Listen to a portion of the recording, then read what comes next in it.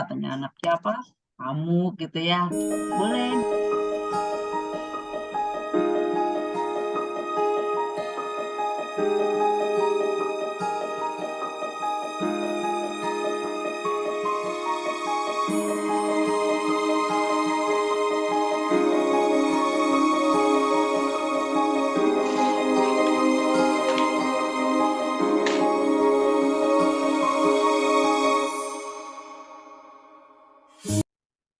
Tunggu peserta yang lain dulu ya.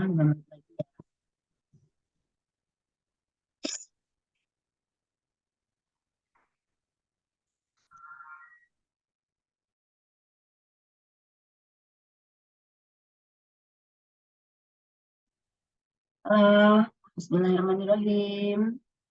Assalamualaikum warahmatullahi wabarakatuh. Ibu-ibu bisa on cam dulu sebentar, biar aku mengenal.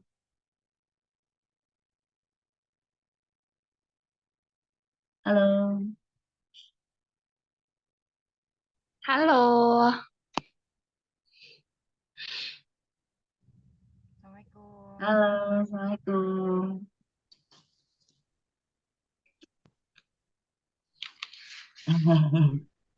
Kayaknya masih malu-malu kucing. Buat on cam. Ada Ibu Ana. Halo Ibu Ana. Ada Ibu Alifta. Ada manggilnya Bunda apa Mami apa Mimi. Oke, ada Bunda. Siapa ini? Nelis ya? Bunda Nelis. Selamat malam. Assalamualaikum.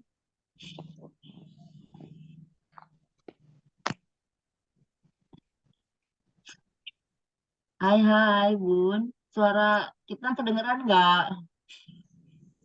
Jelas kok, Mom Cik? Jelas. Oke, kita mulai aja ya. Ini sudah ada 1, 2, 3, 4, 5 peserta. 6. 6. Itu Mbak Siska itu. Oh, Mbak Siska. Mbak Siska Batam.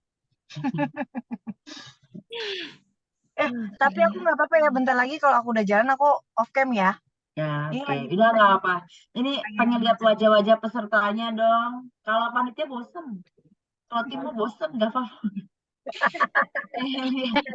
Aku sambil makan ya, Mom.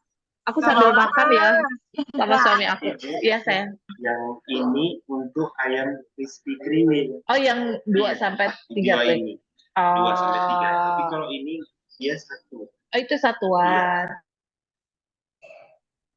Oke, ini sudah siap semua ya. Kita mulai ya. Kita mulai waktu sudah menunjukkan pukul 8:12. Takut nanti kemalaman. Kita mulai caranya. Bismillahirrahmanirrahim. Assalamualaikum warahmatullahi wabarakatuh. Waalaikumsalam warahmatullahi wabarakatuh. Ya, selamat malam Bunda-Bunda. Ini kita santai aja ya. Kan bukan acara seminar. Itu ada yang sambil rebahan tuh Mama Almi tuh. Sambil rebahan. Ada yang sambil pesen makanan. Mau dong dipesenin makanan juga, Mam. Ada yang udah dikasih plafon. Kirain Oh iya. Kencur. kirain tuh ntar jam 12 gitu. Kelihatan plafonnya. Oh iya benar-benar. Oh kita semua trauma sama plafon ya. Ya kita udah trauma. Mau Nita ya? Ya kita santai-santai aja biar nggak tegang. Kalau aku duduknya tegang karena pakai laptop ini, jadi mau nggak mau duduknya tegang. Ini masih ada yang masuk, sambil berjalan aja ya. Oke. Gimana kabarnya hari ini Bunda-Bunda? Mama Almi gimana kabarnya? Masih pusing dengan 2 bocil? Enggak sih, udah enggak. Cuma yang si kecil udah lagi regresi. Kemarin sempat 2 minggu mogok terapi, ngamuk di Hermina tuh, mecak-mecak lah. Jadi sekarang udah mau masuk lagi terapi. Ih, gara-gara ditinggalin pas di rumah sendiri, kakaknya kan pergi terapi. Dia pas sadar lagi tidur bangun, Pas mamanya datang ke rumah, aku janji aku mau terapi, aku janji mau terapi biar gak ditinggalin. Akhirnya mau terapi lagi. Oh, aduh emang ini ya, apa namanya, suka duka punya bocil ya kan. Iya. Kayaknya semua semua orang tua walaupun bukan anak kebutuhan khusus juga pasti sama sih rasanya. Ya, Mm-mm. ayo yang lain mana nih suaranya? Kayaknya masih malu-malu kucingnya.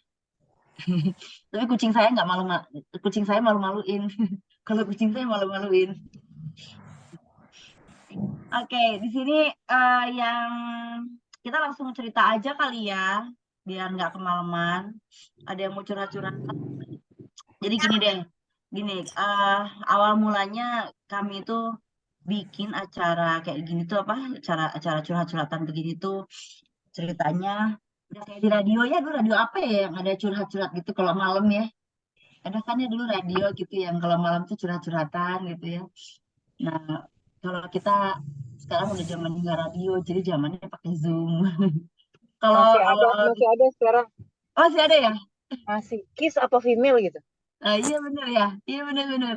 Yang kalau di Bandung bukan curhat, kalau di Bandung yang acara hantu-hantu itu, kalau di Bandung. Nah, awalnya tuh pengen bikin curhat-curhat gitu kan kayaknya banyak banget gitu yang butuh curhat gitu kayaknya. Jadi udah deh daripada di WA curhatnya kan nulis panjang lebar, kadang aku baca juga. Mending mending kita wadahi gitu ya, sok siapa yang mau bercerita. Yang kayak tadi Mama Ami berceritakan, katanya anak siapa? Kamu gitu ya. Boleh, nggak apa-apa nanti juga Mama Ami boleh kok kalau mau cerita kayak gimana. Nah, jadi kita tuh mewadahi supaya kita ngobrol-ngobrol santai, bercerita. Kan kalau udah cerita biasanya plong tuh ya, kayaknya udah dikeluarin gitu. Yang ingin diceritain.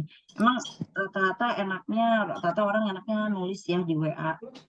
Tapi kan nggak ada salahnya nih kalau kita berceritanya langsung gitu. Jadi apa namanya,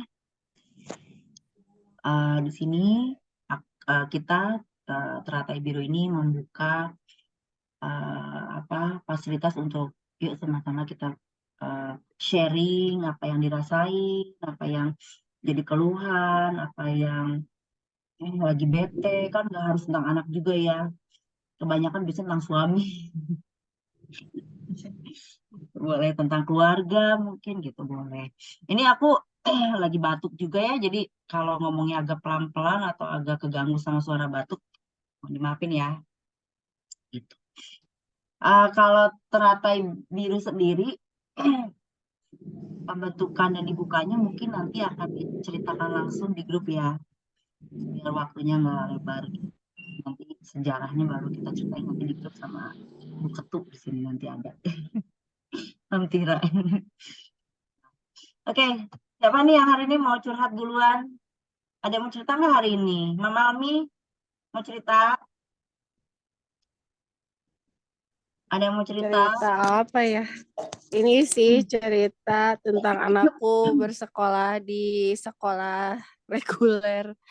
Tapi kalau kakaknya sih alhamdulillah bisa ngikutin ya dan gurunya juga baik banget.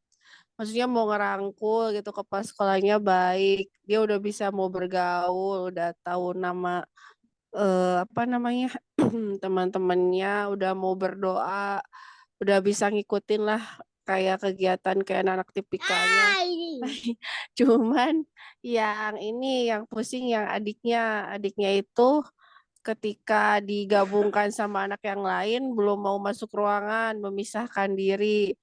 Terus belum mau masuk ruangan, kata terapisnya sih belum paham konsep dalam ruangan, harus banyak diajak main. Tapi nggak tahu, ya kelihatan banget lah lebih ini ya ASD adiknya gitu. Jadi susah adiknya itu sampai yang ini gimana mau disekolahinnya kemana gitu. Kalau kakaknya sih masih bisa mau gitu ke sekolah yang biasa, tapi kalau adiknya sih kesulitannya di situ, belum mau gabung, belum mau sekolah, terus apa ya, lagi ininya lah, lagi soleh-solehnya banget adiknya. Kalau kakaknya udah mulai dewasa, udah mulai paham. Itu sih, Mam. Iya. Nah, Mami boleh dibuka dulu nggak? Oh ya, Ya. Terus Kiraman. nggak apa-apa. Ih, Boleh cerita dulu nggak? apa? Yang ASD namanya apa? Ada Hey. berapa anak? Terus Oh, usia berapa? hai Gitu. tante. Hmm. Iya. Hai. Berkenalan dulu. Mungkin kalau saya Oh udah iya kenal ya. ya, kalau ibu yang lain kayaknya belum ada yang kenal nih. Oh iya, hai semuanya, mami-mami. Perkenalkan, nama aku Almira. Aku ibu dari dua anak ASD ya. Yang pertama tadi yang sekolah di TK namanya Ihsan Putra. Terus ini yang kedua yang lagi tidur namanya Hana Naufal. Nah, dua-duanya sama ASD juga gitu, Mam. Tapi udah 2 tahun ini terapi di Hermina Arca Manik udah banyak apa kemajuan. Tapi kalau yang adiknya sih lebih ke ini ya, masih banyak PR kayaknya adiknya dibandingkan gitu sih, Mam. Curhatnya Hmm. sih lagi pusing sama adiknya ini karena bisa beda gitu satu asuhan, tapi ternyata bisa beda sama kakaknya gitu. Itu aja sih, Mam. Keteteran sama adiknya aja sekarang Kakaknya jauh gitu. lebih kooperatif ya. Nah, ini Iya. yang pengalaman Mbak Mera nih, punya dua SD juga.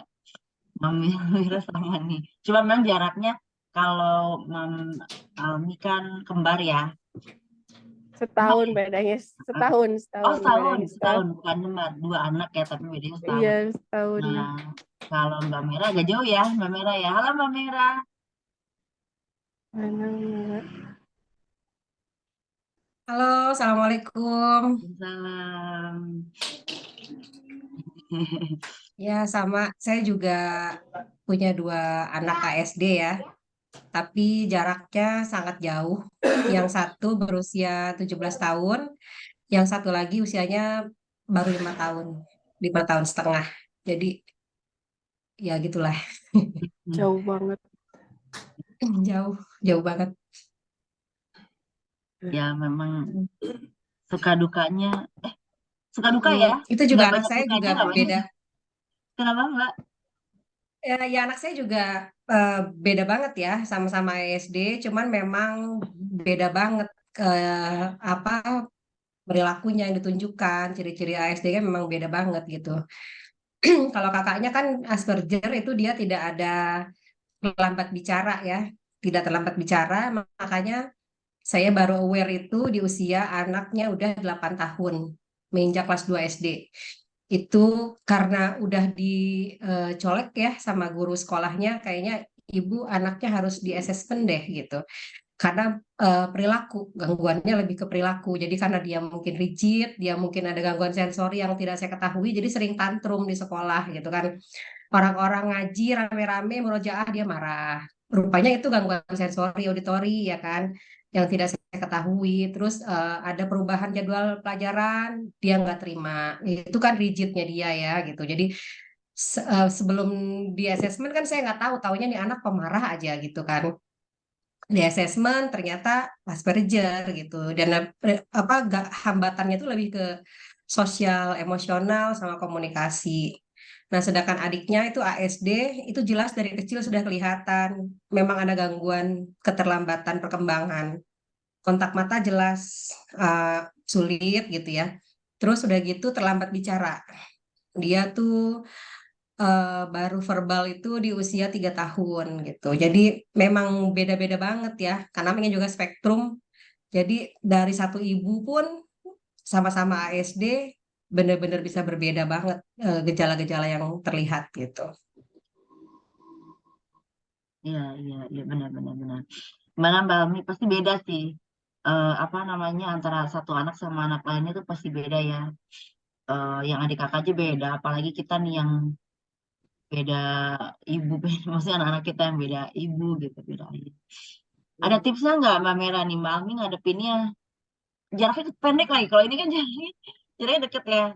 Kalau Mbak Bingung Mera juga mungkin, ya karena jaraknya deket. Mungkin emang pusing karena jaraknya deket ya. Jadi dua-duanya lagi dalam proses masih masalah sensori gitu. Kalau saya kan anak saya yang besar itu kayaknya sensori udah lewat. Sekarang lain lagi permasalahannya. Karena pubertas dan lain-lain tuh lain lagi. Anxiety sekarang yang dihadapi.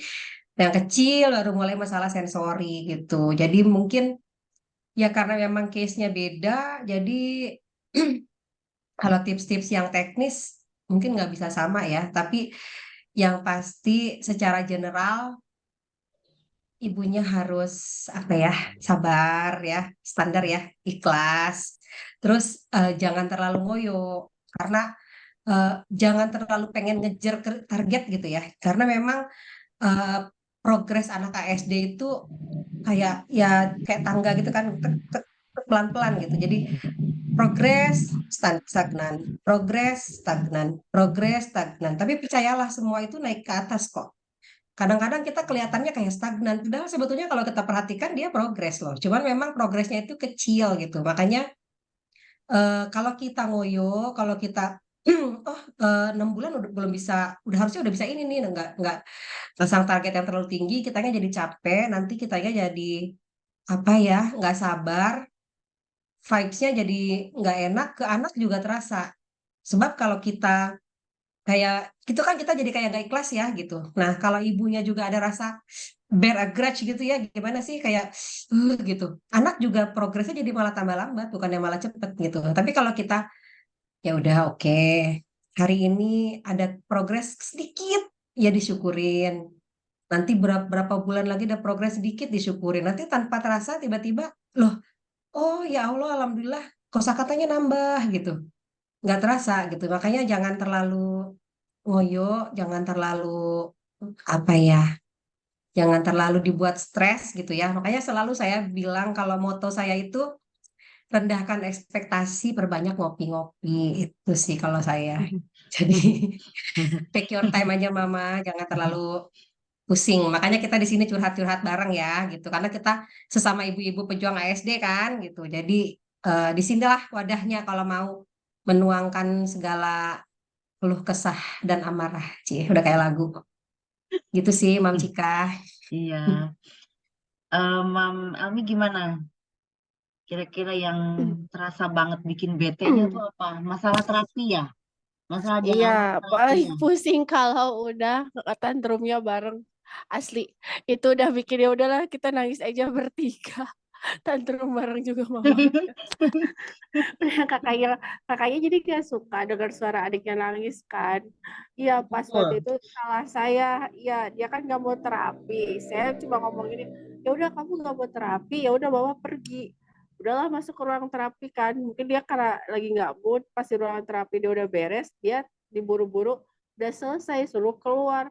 Wah dari situ dia di hektik banget, teriak-teriak sampai jotos-jotosan sama kakaknya dipisahin sama perawat yang senior, terapi senior. Gak ada yang bantuin, mana yang nganternya lagi saya sendiri. Kakaknya tuh kan kesel banget kalau denger adiknya nangisnya sampai ditonjokin. Udah itu berantem sampai saya trauma pulang ke rumah nangis yang tremor gitu ya. Aduh, males banget buat balik lagi terapi. Mamanya nih yang trauma terapi gitu. Sampai iya 2 minggu dia tiap ditanya sama tante terapisnya, Hanan mau main gak sama tante? Enggak, tidak aja jawabannya. Tapi akhirnya dia mau sih setelah 2 minggu. Terus Hanan tuh lagi gak suka makan nasi, makannya masih serelak, makannya senangnya mie, itu sih. Jadi bener-bener ya nggak berharap ini ya perkembangannya. Ya alhamdulillah sih udah verbal. Cuma itu sih, cuma aduh kalau udah ngamuknya tantrum bareng sama kakaknya udahlah. Ayahnya ngambil satu, aku jaga satu, udah. Tapi ya namanya anak-anak ya kadang berantem, kadang baikannya juga cepet, itu aja sih. Cuma ya itu kakaknya nggak suka suara adiknya nangis, makanya sering dipukulin sama kakaknya. Itu aja sih, Mam. Tapi kalau ngeliat tadi, Mam, siapa namanya? Maaf, aku masih lupa. Yang barusan curhat. Oh, Mbak Mer. Mbak Merah. Oh iya, Mbak Merah tuh wajahnya udah yang aura-aura keikhlasannya level dewa tinggi banget. Aku aja masih kayak baru ikhlas sekarang ini sih, Teh. Udah 2 tahun ini.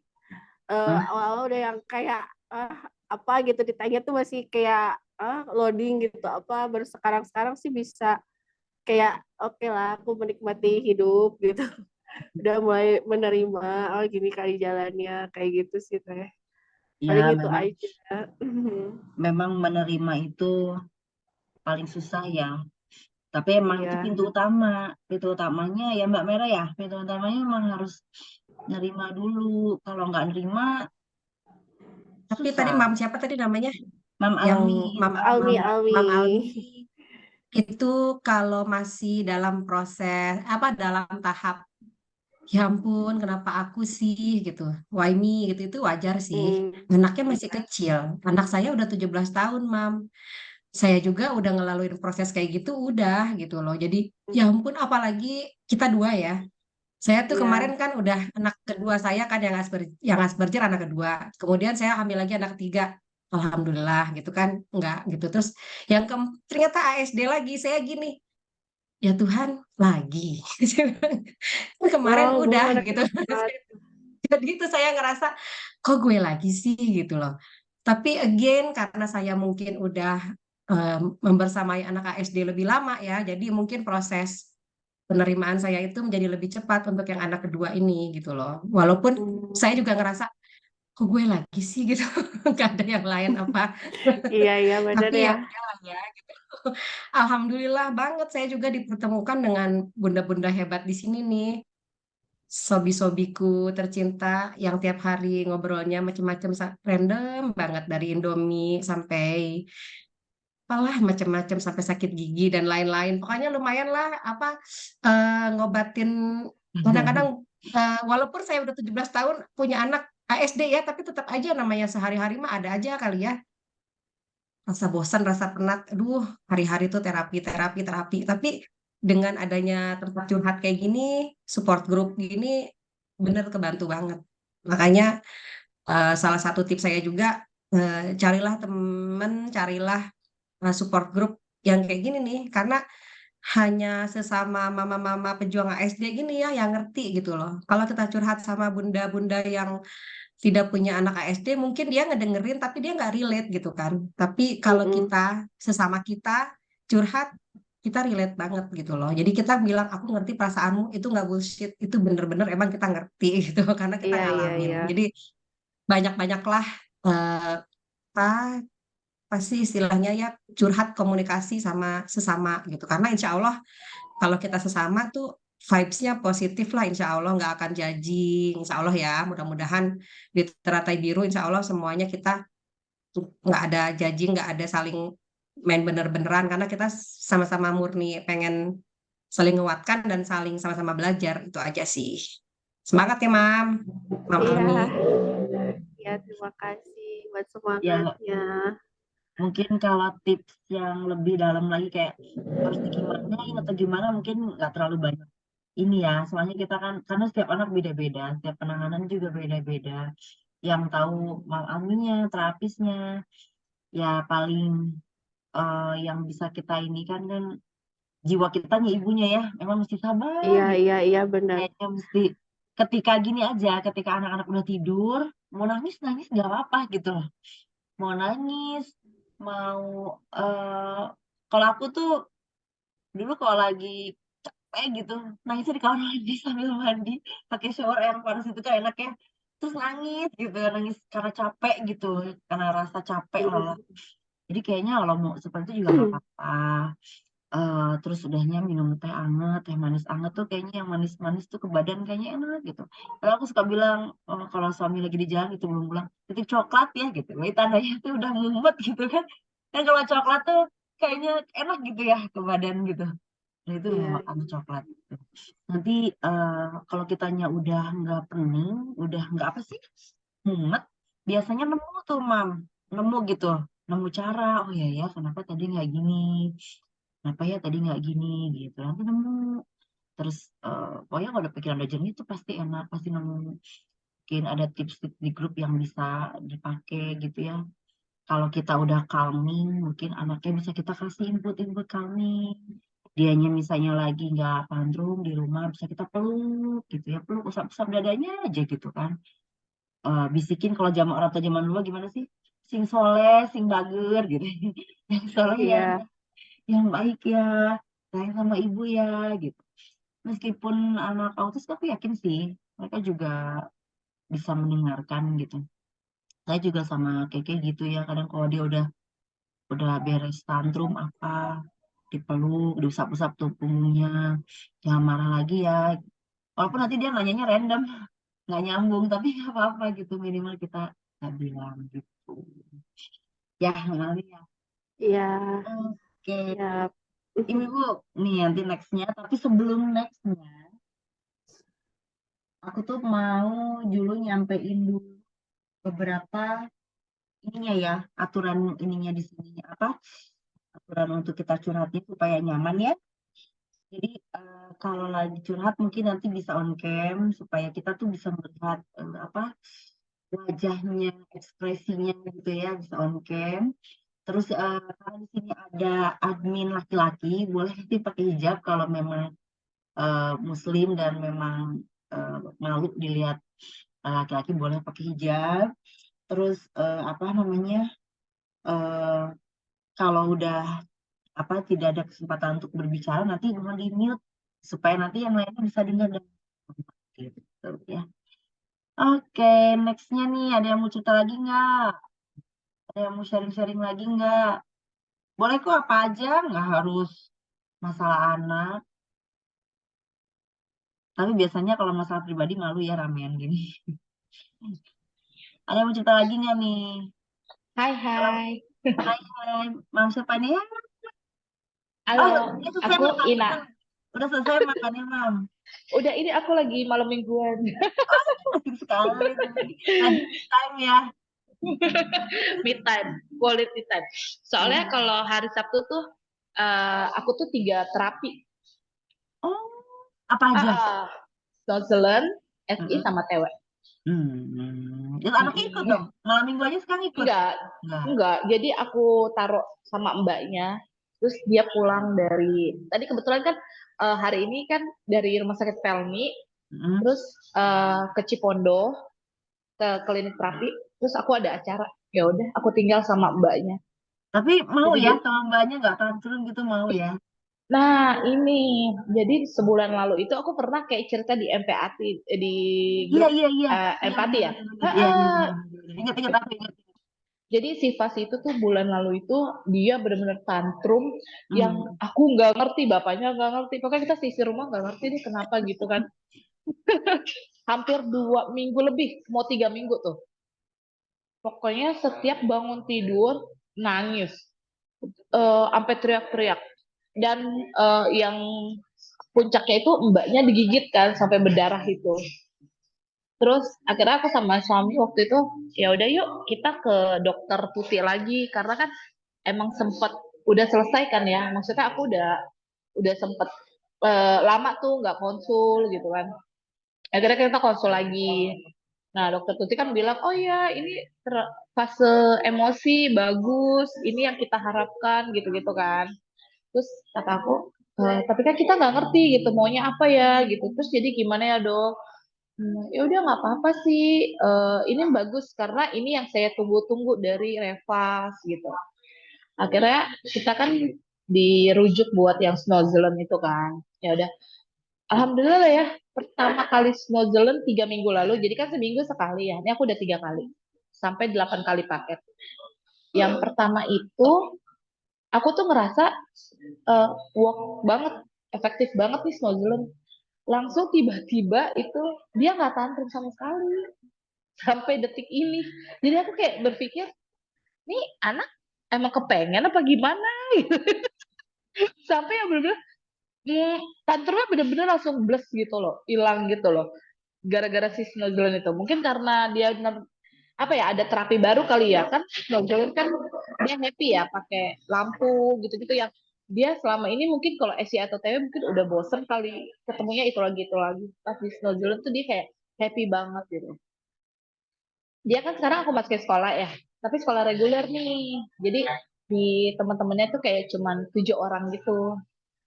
Awalnya dia nggak mau tuh masih kayak nggak mau sekolah gitu. Aku sih nggak maksain jadi kadang kalau dia nggak mau sekolah ya udah aku nggak ajak dia ke sekolah. Terus lama-lama nih di sekarang dia udah mulai mau. Jadi dia kayak, iya yuk ke sekolah yuk, temennya banyak loh, gitu. Jadi aku tuh yang, oh oke nih berarti kan pelan-pelan ya. Tapi satu sih yang dia belum mau. Pakai seragam dia masih belum mau. Kayaknya risih gitu pakai seragam. Jadi dia kalau sekolah maunya baju yang dia pilih. Yang even itu cuma kaos, celana pendek. Ya gitu-gitu aja sih. Pokoknya aku sih nyamannya dia gitu kan. Sama ini ya, apa, ada nggak sih punya tips? Dia tuh kalau potong rambut masih nggak mau sama sekali. Potong rambut tuh dia masih nggak mau sama sekali. Sama aku tuh selama dia kan sekarang 3 tahun 7 bulan ya, dia belum mau dikorek kupingnya. Ada yang punya tips nggak sih? Karena kayak sesuatu banget gitu, kayak aku gatel gitu. Aku pernah lihat kotoran kupingnya kan, jadi kayak pengen ngorek gitu. Tapi dia sekarang udah bisa ini sih, instruksi itu dia udah paham. Misalnya aku gini, yuk korek kuping yuk, tidak mau gitu. Dia udah bisa menolak tidak mau gitu. Terus gunting kuku tidak mau. Jadi kuku tangan tuh kalau mau guntingin masih nunggu dia tidur. Kadang dia bangun gitu kan. Masih ya begitu, dia masih hipersensitifnya tuh gimana ya, kayak kayak belum berkurang banget sih gitu. Tapi kayak tactile dan lain-lainnya udah oke. Terapi saya bilang tinggal yang dia masih ada satu benda yang masih jijian tuh, di foam. Jadi kita tuh di rumah harus sering-sering tuh stimulus foam gitu. Ada nggak punya tips yang buat ngorek kuping, potong rambut gitu? Oke, ibu-ibu, ada nggak yang mau kasih tips sebelum aku? Coba yang lain dulu deh, pengalaman yang lain dulu deh, pengalaman yang lain dulu. Ada nggak? Mami ini ada nggak nih? Udah mengacung. Oh, enggak. Ada nggak deh ibu-ibu kira-kira? Atau ada yang punya kasus yang sama? Kalau aku sih pengalaman anakku itu bener-bener nggak mau potong rambut ya, Mam ya. Jadi kemarin itu sampai aku beli alat cukur sendiri. Jadi ya pelan-pelan itu aku deketin alat cukurnya ke anakku, terus aku suruh dia pegang getarannya itu, karena kan emang dia biasanya kalau beberapa anak itu emang sensitif banget di bagian muka gitu loh. Jadi kalau kemarin sih aku ya terbiasa aja suruh dia pegang alat cukurnya, kita deketin ke apa alat cukurnya ke bagian rambut dia sih walaupun dengan menangis, tapi lama-lama dia mau dicukur rambutnya gitu loh. Kalau aku sih seperti itu. Terus kalau masalah korek kuping, kemarin itu kan seharusnya kalau yang korek kuping kan udah nggak boleh lagi tuh kalau kita korek pakai cotton bud. Jadi aku sempat ke dokter THT minta obat untuk keluarin kotorannya. Jadi pada saat dia tidur aku keluarin kotorannya. Jadi nanti kotorannya itu udah ada di apa ya di dekat ininya lah, di dekat kupingnya gitu. Jadi tinggal kita ambil aja sih. Kalau aku sih begitu sih kalau untuk nanganin anak untuk korek kuping dan cukur rambut. Karena ya kalau untuk sekarang emang kalau bisa jangan dikorek kuping lagi anaknya, tapi diusahakan pakai obat aja untuk keluarin kotorannya itu gitu loh. Itu aja sih Mams kalau tips dari aku. Jadi anaknya itu ya dibiasakan saja dulu. Terus kalau untuk gunting kuku sama ada juga nggak mau. Tapi kan biasanya kita gunting kukunya pada saat dia tidur nih. Tapi kalau misalnya itu aku kasih tahu dia nih, Mami gunting kuku lu begini-gini, dia kadang perhatiin dulu nih. Terus aku deketin pelan-pelan. Awalnya dia nolak, tapi lama-lama aku agak maksa aja, ayo gunting kuku harus mau. Lama-lama dia pertama-tama dia pasti nangis lah, penolakan itu sendiri. Tapi ya kita kan kuat-kuatan aja sih kalau aku mah kalau sama anak aku itu kuat-kuatan gitu loh. Jadi kalau misalnya dia berasa udah tidak berdaya, tidak bisa melawan mamanya, ya udah dia pasrah. Nah, sampai sekarang dia malah jadi mau ya udah pas aku bilang gunting kuku yuk, udah langsung gitu loh. Itu aja sih kalau dari aku sih Mam Cik. Oke, ada lagi nggak yang kira-kira punya pengalaman yang sama dan sudah berhasil nih? Ada nggak? Boleh juga nih kasih tipsnya. Nah, Aku ada juga Mama sama sih. Ha-ha. Nunung. Kayak Mama Jose juga masalah gunting kuku tuh awalnya aku gunting kuku depan dia. mbaknya gunting kuku depan dia, terus dia ngeliatin. Kita nggak paksa, nggak minta dia gunting kuku dulu, cuman dia ngeliatin kita gunting kuku aja. Terus kenapa harus digunting? Saya bilang gitu, di dalamnya ada cacing. Nanti jijik gitu kan. Terus dia jijik ya, jijik gitu. Terus besoknya gitu lagi terus aja lama-lama pelan-pelan. Dede mau pegang nggak gitu? Pegang, pegang dulu guntingnya. Terus ditunjukin tangannya kotor, ih jijik gitu. Lama-lama ya sama gitu kan. Walaupun ada sedikit memaksa dulu, tapi lama-lama akhirnya mau. Jadi berikutnya kalau tapi lama juga ya prosesnya. Tapi berikutnya sekarang kalau misalnya gunting kuku tuh udah mau gunting kuku ya, kayak nurut. Sama ini tadi saya dengar kan anaknya nggak mau pakai seragam ya. Itu sama kayak anak saya kemarin juga gitu, nggak mau pakai seragam waktu sekolah yang lama. Begitu mau masuk sekolah yang baru, sebelum masuk itu udah saya kenal-kenal itu seragam. Jadi seragam tuh setiap hari saya taruh di sofa, dijembreng di sofa. Jadi dia ngelihat, ini seragam kamu nanti ini ya. Senin ini, Selasa ini. Walaupun dia nggak dengerin cuek, ya udah tiap hari saya jembrengin aja terus. Jadi dia kenal. Terus saya puter-puterin video dari Instagramnya sekolahnya, anak-anak yang memakai seragam gitu. Nanti Dede kayak gini, nanti Dede kayak gini. Pelan-pelan akhirnya mau dia pakai seragam. Itu mungkin karena seragam tuh biasanya kan kemeja ya. Jadi sensitif kali di leher, di apa namanya, di leher belakangnya biasanya kalau ada mereknya gitu digunting aja, Mam. Biasanya sih gara-gara itu gitu. Dan mungkin karena kurang pembiasaan aja. Gitu aja sih, Mama Kay. Oke, Mam Senandung nih, tampaknya tadi juga mau berbagi juga. Iya. Ada. Oh, iya. Tadi sempat ke lihat Nina dulu tadi tentang apa ya? Telinga dan gunting kuku ya. Nah, kalau gunting kuku memang sama kayak tadi apa Mama Yeni bilang, memang kadang-kadang kuat-kuatan. Kalau misalkan kadang-kadang kan udah panjang banget, pertama aku coba itu memang diajarin pun ibaratnya susah ya. Terus kedua, lihat mood. Kalau moodnya nggak bisa, akhirnya ketiga pemaksaan. Tapi ternyata setelah sekarang besar, akhirnya udah harus wajib. Nina, gunting kuku panjang, sakit sudah. Kalau dulu tuh, aduh, bisa nanti aku titip ke terapis. Pada saat dia mood kan, dia anak-anak tergantung mood waktu lagi umur dia tahunan tergantung mood atau ke gurunya. Jadi aku siapin gunting kuku. Atau memang aku di mobil ada gunting kuku juga. Kalau marah kan, kalau dipaksa dia kadang-kadang marah. Kalau sekarang mau nggak mau harus sama kayak sikat gigi. Nah, kalau kemarin aku pengalaman kemarin tuh yang riuh. Akhirnya setelah seminggu dipukul-pukulin telinganya, hari Kamis terakhir itu main drum, dia kan emang ikut drum. Pas lagi dipukul drumnya langsung, oh sakit. Saya antara senang ya, antara senang dan sedih karena dia baru pertama melokalisasi nyeri, bilang sakit gitu kan. Iya, puji Tuhan banget. Akhirnya hari Jumat itu saya, udah seminggu saya coba ngambil nggak bisa. Saya paksa, berdarah.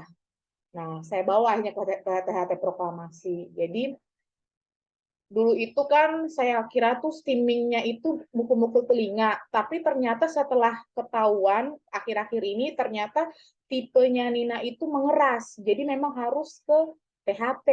Jadi bukan karena memang kita awalnya itu memang dia steaming mukul-mukul yang ciri khasnya autis, tapi ternyata mengeras. Jadi kami itu ngerjainnya itu sampai 4 kali dicoba loh sama dokternya nggak bisa, sampai ke mikroskopik.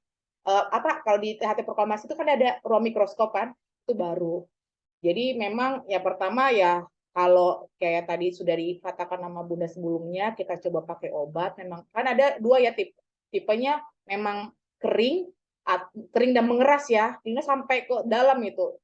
Terus kalau yang dia cair kan enaknya tinggal kita kasih ke sini juga nanti dia akhirnya keluar sendiri keserap ya, jangan sampai dalam gitu. Cuman ya itu dia. Kalau ini kemarin itu memang karena dia sensitifnya itu kami 3 perawat, aku 1 sama dokter ngerjainnya. 4 kali coba baru berhasil. Gitu. Ntar Ninanya nangis bentar. Oke, wah udah. Tipsnya hampir sama semua ya. Yang dialami sama anakku juga sama, hampir sama. Dimulai dari potong rambut, itu prosesnya itu nggak langsung cepet bisa kayak anak-anak pada umumnya gitu ya. Anak pada umumnya juga ada beberapa anak kan juga harus proses ya. Kalau kayaknya potong rambut tuh selama berapa bulan kita main salon-salonan dulu. Terus saya ajak dulu ke salon. lihat saya dulu gitu. Itu hampir sama kan kayak tadi gunting kuku juga kan ya kitanya dulu gunting kuku, soal-soalan dulu main sama adiknya, diliatin game di handphone tuh kita downloadin game sama game pakai apa namanya pakai makeup ini kalau perempuan ya. Nah mungkin kalau laki-laki ada cara lagi yang sama gitu lihat ayahnya mungkin. Nah kalau THT sama jenisnya yang Keke sama Nina sama jenis yang keras. Jadi pakai tetes waktu itu berapa kali udah Keke itu berhasil diambil di tahun usia dia 9 tahun atau 10 tahun. Kebayang nggak dari 0 sampai 9 tahun baru berhasil itu sampai berdarah. Jadi memang nggak bisa, itu udah sampai ke THT di Hermina tuh sampai pakai yang dililit-lilit, baju dililit-lilit, kepaksa kita pegang nggak bisa. Udah ke profesor gitu ya, ke dokter, dia juga nggak sanggup. Akhirnya dia merujuk ke istrinya, Bu, disedasi aja katanya. Ini harus disedasi karena anaknya apa namanya berontakan sensitif. Pas ke dokter yang Limi Jati, kata dokternya ini nggak usah sedasi. Kita lakuin ya, kita lakukan. Susternya pegang tangannya, bapak pegang kaki. Oh itu pokoknya semua itu megangin, dokternya yang ngambil. Akhirnya bisa. Nah, dari situ sampai sekarang saya sendiri aja masih trauma gitu. Jadi belum ke THT lagi karena THT-nya bilang per 6 bulan atau per tahun sekali nggak apa-apa gitu. Yang penting yang kerasnya udah keambil. Jadi memang mungkin beda-beda ya kondisi anaknya. Dan kalau untuk telinga saya sarannya ke THT aja. Jangan THT aja nggak semua bisa gitu. Beberapa THT aja kan nggak semua THT ada yang sanggup gitu untuk ngadepin kondisi sensitifnya anak-anak ini berontaknya gitu. Apalagi kita gitu kan ya. Kalau telinga saya agak agak ini gitu. Nah, kalau yang potong rambut paling itu ke salon, ajakin dulu, lihat dulu. Terus dia memang ngerasain dulu, ajarin dulu dengar-dengar suara kayak blender, kayak hair dryer di rumah gitu ya. Di apa kayak pembiasaan dulu di apa sorry pendengarannya. Kalau gunting kuku juga sama. Saya dibantu sekolah, jadi nanti sekolahnya yang bilang kita pakai pakai sebab akibat gitu. Jadi pas dia luka garuk kan dibiarin aja dulu tangannya panjang, terus dia garuk, terus luka. Aku bilang tuh kan kukunya panjang, terus hitam-hitam gitu. Terus sekolahnya juga bilang nih Kiki kukunya panjang gitu, potong ya. Jadi sekarang sih semuanya dia udah minta kecuali telinga. Kalau telinga memang sampai sekarang dia juga nggak mau gitu. Tapi kalau kayak potong rambut, kayak gunting kuku dia minta, udah minta. Gitu. Jadi semua by proses dan aku yakin sih semua ibu-ibu di sini menghadapi hal yang sama pasti ya. Kalau soal gunting kuku, rambut, lagi nanti ya laki-laki yang muslim sunat ya, sunat. Udah lah itu udah PR banget pasti ya.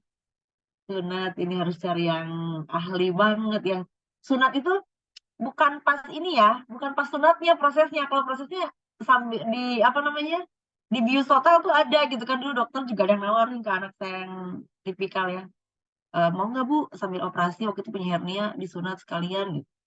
Nah, ini udahnya itu loh, udah disunatnya itu kan, aduh takut diacak-acak gitu, takut gitu kan ada yang jadi memang pasti apa namanya PR kita banyak gitu. Gimana Mam?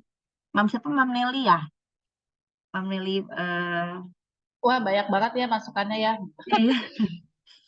Ini pas banget nih, anakku kebetulan kan cowok ya. Tadi lagi bahas sunat juga kan ya. Iya. Ya ampun, kayak aku juga udah kebayang ya, nanti kalau sunat gimana. Soalnya kakaknya aja kan yang normal gitu, kakak yang pertamanya, waktu itu sunat usianya berapa ya? 9 tahun kalau nggak salah. Apa 7 tahun aku lupa. Itu aja nangisnya bener-bener, bikin sepaneng kita ya. Makanya kita kebayang kalau si Revas gimana gitu. Kayak harus Tapi cari bener-bener dokter yang bisa nanganin untuk anak-anak spesial ini ya. ya mungkin nanti ada biasanya di grup waktu itu kan pernah ada juga tuh yang udah sunat yang mungkin bisa kasih tips atau di sini mungkin ada yang udah pernah tapi memang itu PR selanjutnya yang harus dihadapi memang. Iya, iya. Sama aku juga kan masih mikirin bentar lagi kan dia pasti akan sekolah yang apa ya kayak SD gitu kan.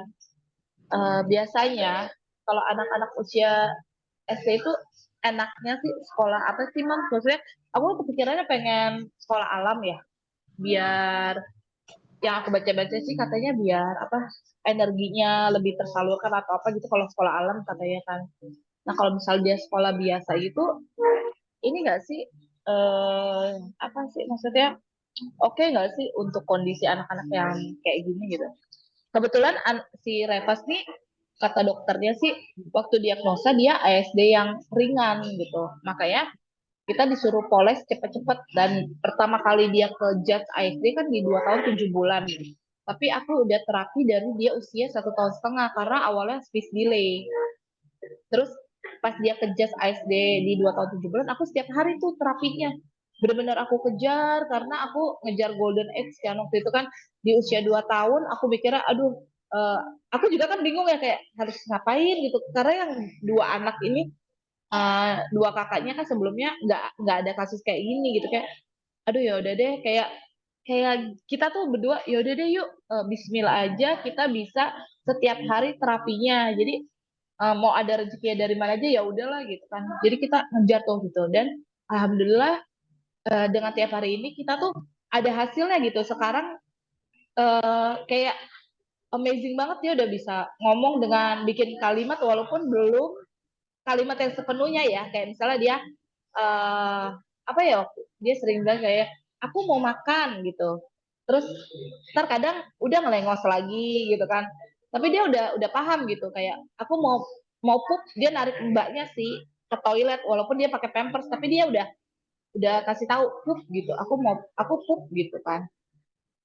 Jadinya aku mikirnya nggak sia-sia yang dari awal kita tiap hari tapi sekarang kan kita seminggu 3 kali aja kan karena dokter juga bilang ini udah bagus banget perkembangannya gitu jadi seminggu 3 kali aja dan ditambah Snow ini kan gitu jadi aku mikir untuk step selanjutnya kan dia akan sekolah yang benar-benar sekolah punya teman punya kehidupan gitu kayak mikirnya sekolahnya di mana ya jadi kayak masih bingung gitu loh. Kalau Mam Cina kalau nggak salah sekolah alam ya. Kalau aku Iya. nggak sekolah biasa. Kalau Sekolah biasa. Mam Tira sama Mbak Mera pernah di sekolah alam ya. Mbak Tira yang anaknya masih sekolah alam. Atau ada mam lain nggak di sini yang sekolah alam juga? Mbak Mera waktu itu yang sekolah alam siapa Mbak Mera? Yang Fakih, yang sekarang udah 17 tahun. Ya. Dulu Nah SD-nya ini sekolah alam. Mam Tira sama Mbak Mera ini satu angkatan sekolah alam. Boleh nih berbagi nih. Senior deh. Sekolah alam Sama-sama ya, sekolah alam. Sama-sama Sekolah alam sekolah yang alam. sama di Di Cipedak. betul. Cipedak di tapi sekarang udah enggak sih. Sekarang kan udah SMA ya dia. Dulu waktu SD-nya emang sekolah alam. Ya emang bagus ya sekolah alam tuh kan kayak full sensory ya. Banyak rumput, banyak ada malah di sekolah alam itu kami dulu ada kayak sungai gitu kan. Kayak sungai apa sih namanya bukan sungai ya, apa sih empang ya. Jadi anak-anak tuh kadang nyebur, kadang main kalau apalagi kalau 17-an atau apa tuh kayak main-main rakit-rakitan gitu. Jadi emang untuk sensori sih bagus banget ya kalau sekolah alam. Terus kebetulan juga sekolahnya juga inklusi dan pada waktu anak saya sih dia ada dua kelas. Jadi anak saya tuh masuk yang reguler tapi dengan shadow. Ada juga kelas yang khusus isinya inklusi semua juga ada namanya rainbow class gitu. Untuk yang autismnya kondisinya kategori lebih berat gitu kan. Jadi memang targetan pelajarannya juga beda gitu. Tapi waktu itu anak saya masuknya yang reguler tapi dengan shadow. Jadi beberapa bukan beberapa apa kadang-kadang anak saya nggak bareng sama teman-temannya tapi melipir dengan shadownya untuk belajar sendiri karena kalau misalnya kayak belajar Al-Quran murojaah tuh anak saya kan nggak bisa kalau rame-rame dia nggak kuat jadi bagi dia tuh kalau orang baca Quran rame-rame tuh kedengarannya seperti suara lebah ratusan lebah mengiung gitu jadi dia nggak bisa gitu dia tantrum jadi setelah kami mengetahui itu akhirnya diputuskan kalau untuk murojaah anak saya berdua aja sama shadownya gitu. Overall bagus sih sekolah alam. Cuman anak saya tuh SD-nya aja. SMP-nya pindah ke tempat lain. Gitu. Kalau yang sekarang sih karena kita udah pindah juga rumahnya nggak di daerah sana lagi. Jadi sekarang TK-nya bukan sekolah alam tapi TK inklusi. Untuk yang anak yang nomor 2 ya, yang umur 5 tahun. Kayak gitu Mama Kay. Oke, Mbak Tira nih, gimana Apa sekolah tuh? alam yang masih Gimana menjalankan gimana? sekolah alam?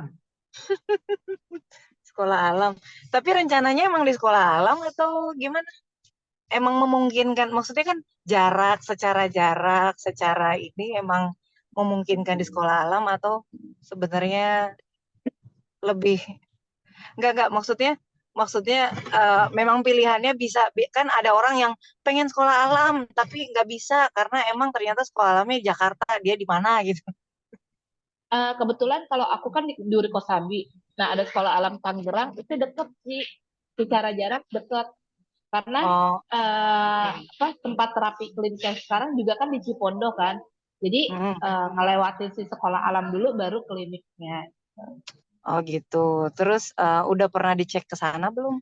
Nah, Inklusinya seperti apa?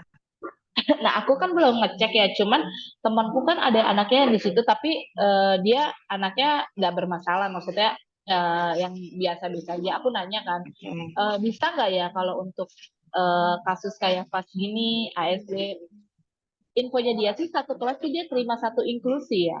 Maksudnya satu anak yang berkebutuhan khusus gitu. Tapi Oh, memang harus pakai shadow, pakai beda, gitu sih. betul. Jadi aku kan memang belum survei karena aku mikirnya pas kan masih 3 tahun 7 bulan ya. Oh, Jadi oke. kayak mikirnya pengennya SD-nya aja gitu. Kalau TK-nya masih yang TK biasa aja dulu. Nanti pada saat dia udah SD persiapan betul dia bisa sekolah gitu, udah siap untuk belajar. Aku pengennya sih kayak masukin dia tuh ke sekolah alam. Oh, oke. Oh, ini kalau aku sih kan memang masuk Sekolah Alam Indonesia Cipedak itu emang udah dari kakak-kakaknya yang sekarang udah SL. Nah, kebetulan Kadarullah emang yang paling kecil ini ASD kan ya. Terus memang karena kakak-kakaknya semua di sana dan sekolah alamnya juga memungkinkan untuk inklusi, masuk waktu sit-in. Jadi karena sekolah alam lah ketahuan tuh anak beda gitu. Terus sejauh ini memang di sekolah itu kita ngomong sekolah alam ya sensori buat kegiatan khusus, tapi kan maksud aku bukan cuman sekedar itu doang yang dikejar. Jadi mungkin kalau saran aku sih survei dulu aja kira-kira komunikasi, karena walaupun sekolah alam full sensori segala macam tapi full stimulus sensori, tapi yang paling penting sih sebenarnya kalau dari lebih ke komunikasi sama sekolahnya, bagaimana sekolahnya menangani si anak ASD ini. Terus karena kalau di sekolah manapun kita kan stimulus itu nggak harus murni sekolah alam, bahkan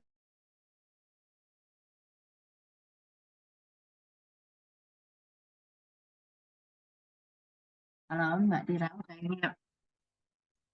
kayaknya sinyalnya ya. Oke, kayaknya sinyal. Oke, aku lanjut ya. Jadi kalau dari aku sih sebenarnya SD. mau sekolah alam, mau. Halo Mbak Tira, udah? Ya. Sinyalnya udah Itu bener kan? Kak, gimana? Gue sambil nyetir ya, maaf. Oh iya, Jadi iya. emang nggak konsen. Jadi mau dilanjut? Lanjut ya Cika, lanjut aja dulu. Oh iya, oke. Jadi kalau menurut aku sih, kalau aku ya mau sekolah alam, sekolah biasa, reguler, inklusi, penyelenggara inklusi. Sebetulnya yang penting tadi ya, betul kata Om Tira, jadi komunikasi sama pihak sekolah. Ke sekolahnya tuh seperti apa, komunikasinya terlihatnya seperti apa. Jadi memang survei dulu. Nanti kan ketahuan tuh dari obrolan dengan pihak sekolah bahwa sekolah ini terbuka nggak sih untuk komunikasi yang baik gitu, kerjasama gitu ya. Itu satu. Keduanya, hmm, eh, kalau sekolah reguler nih programnya seperti apa?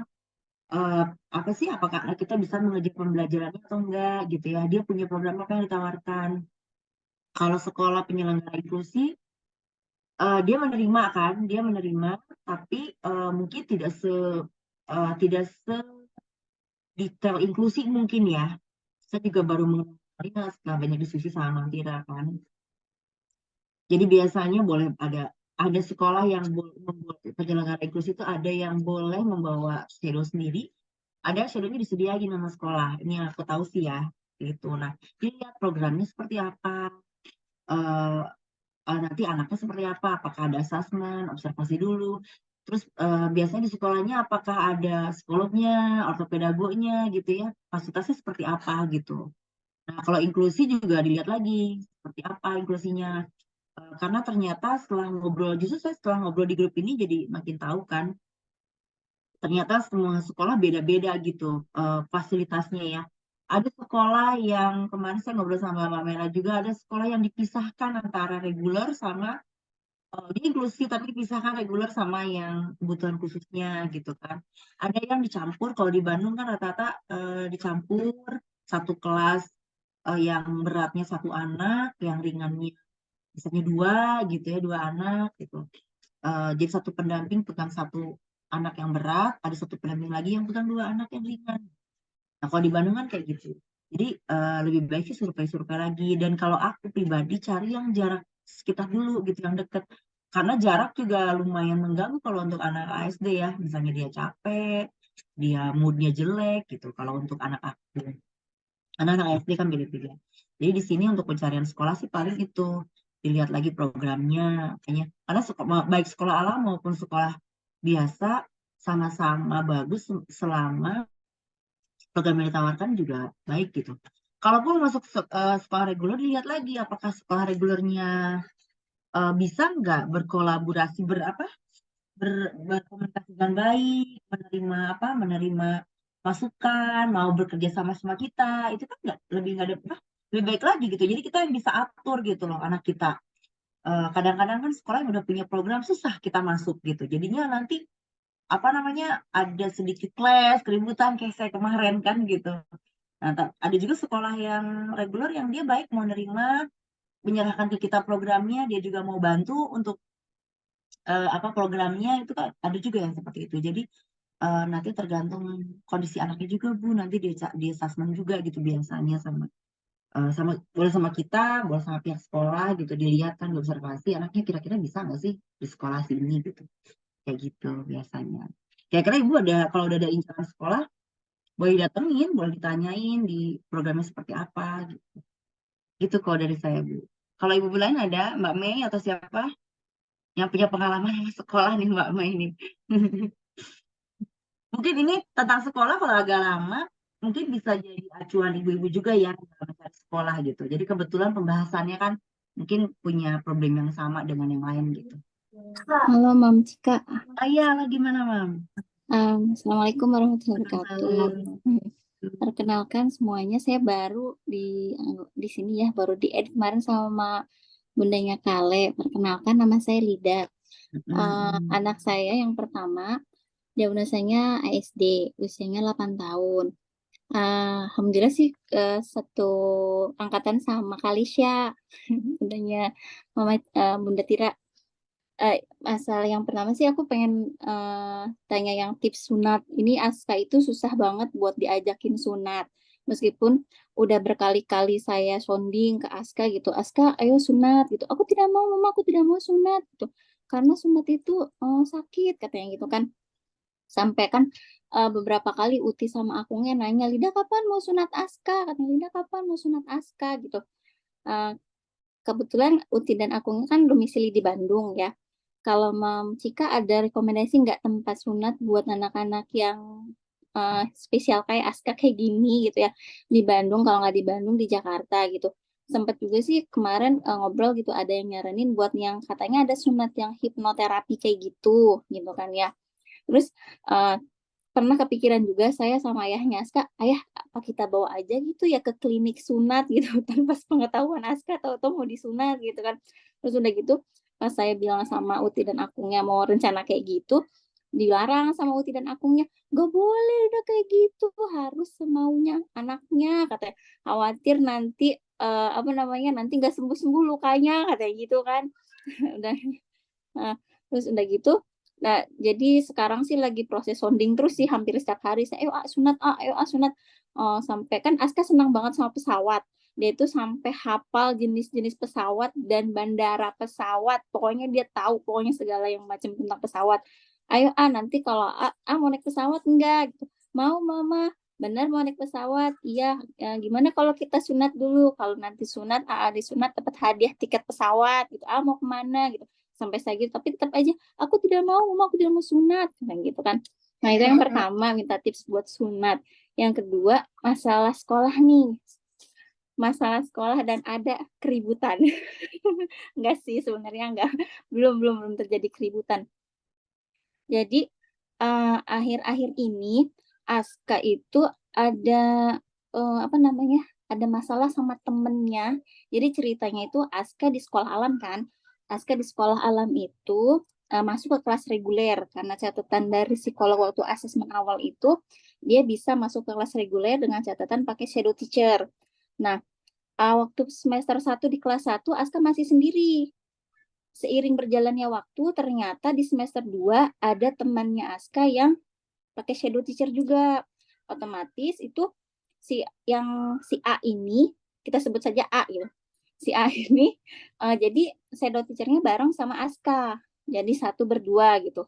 Nah, kalau info dari beberapa teman terus dari shadow teachernya Aska ini, si A ini senang banget usil, iseng gitu.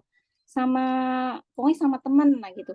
Nah, waktu pas kelas 1, Aska itu aman-aman aja gitu. Nggak ada, ya biasa aja gitu. Paling cuma, Bu Alma gitu kan, saya sebutnya shadow teachernya Bu Alma namanya. Bu Alma, afannya ganggu Aska gitu. Nah, biasa aja, nggak pernah ada laporan yang kayak gimana-gimana. Setelah naik kelas 2, dari pertama masuk sekolah, kan Aska masih bareng kan sama si A ini karena shadow teachernya kan jadi spare gitu loh, bagi dua lah, berdua lah sama A. Nah, dari sejak dari pas awal masuk sekolah dari kelas 2 ini kan Aska sekarang kelas 2 SD. Selalu ada laporan dari shadow teachernya Aska ini kalau Aska suka pukul si A. Nah, jadi katanya kalau misalkan habis si A ini kan suka iseng kan, suka ngeganggu gitu. Nah, Aska itu nggak suka kalau diganggu. Nah, sampai dia itu datang ke disebut lagi namanya, ke si A ini, meskipun si A-nya diem aja, katanya nggak ngelakuin apa-apa, nggak ngisengin Aska, mukul. Lah kan saya langsung kaget kan, lah kenapa ini Aska gitu kan, kok bisa begitu gitu. Akhirnya setiap hari saya sounding ke Aska tidak boleh seperti itu, karena itu kan pokoknya nggak boleh, harus minta maaf sama Afan gitu, karena Aska sudah pukul Afan. Nah, selalu kayak gitu terus saya. Nah, akhirnya yang puncaknya itu waktu hari Kamis yang lalu pada saat jam pelajaran Al-Quran, karena di sekolah alam juga kan ada jam khusus Al-Quran. Pas jam Al-Quran katanya, kan biasa satu kelompok itu Aska lempar buku Arisalahnya, jadi buku kayak semacam Iqro-nya itu ke si A itu, dan hampir mau lempar meja ke si A. Nah, udah gitu shadow teacher-nya itu lapor ke saya kan setelah pulang sekolah. Bun, tadi Aska makan apa katanya? Emosinya lagi nggak terkendali. Loh, kenapa? Dan nanti kan gitu. Kan langsung mamahnya kan terutama introspeksi diri. Kenapa ini Aska? Tumben-tumbennya gitu.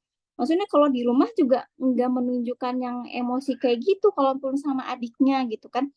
Cenderung Aska itu emosinya stabil gitu kan ya. Nah, udah gitu pas hari Kamis yang lalu kebetulan kan dari pulang, maaf ya Cika panjang.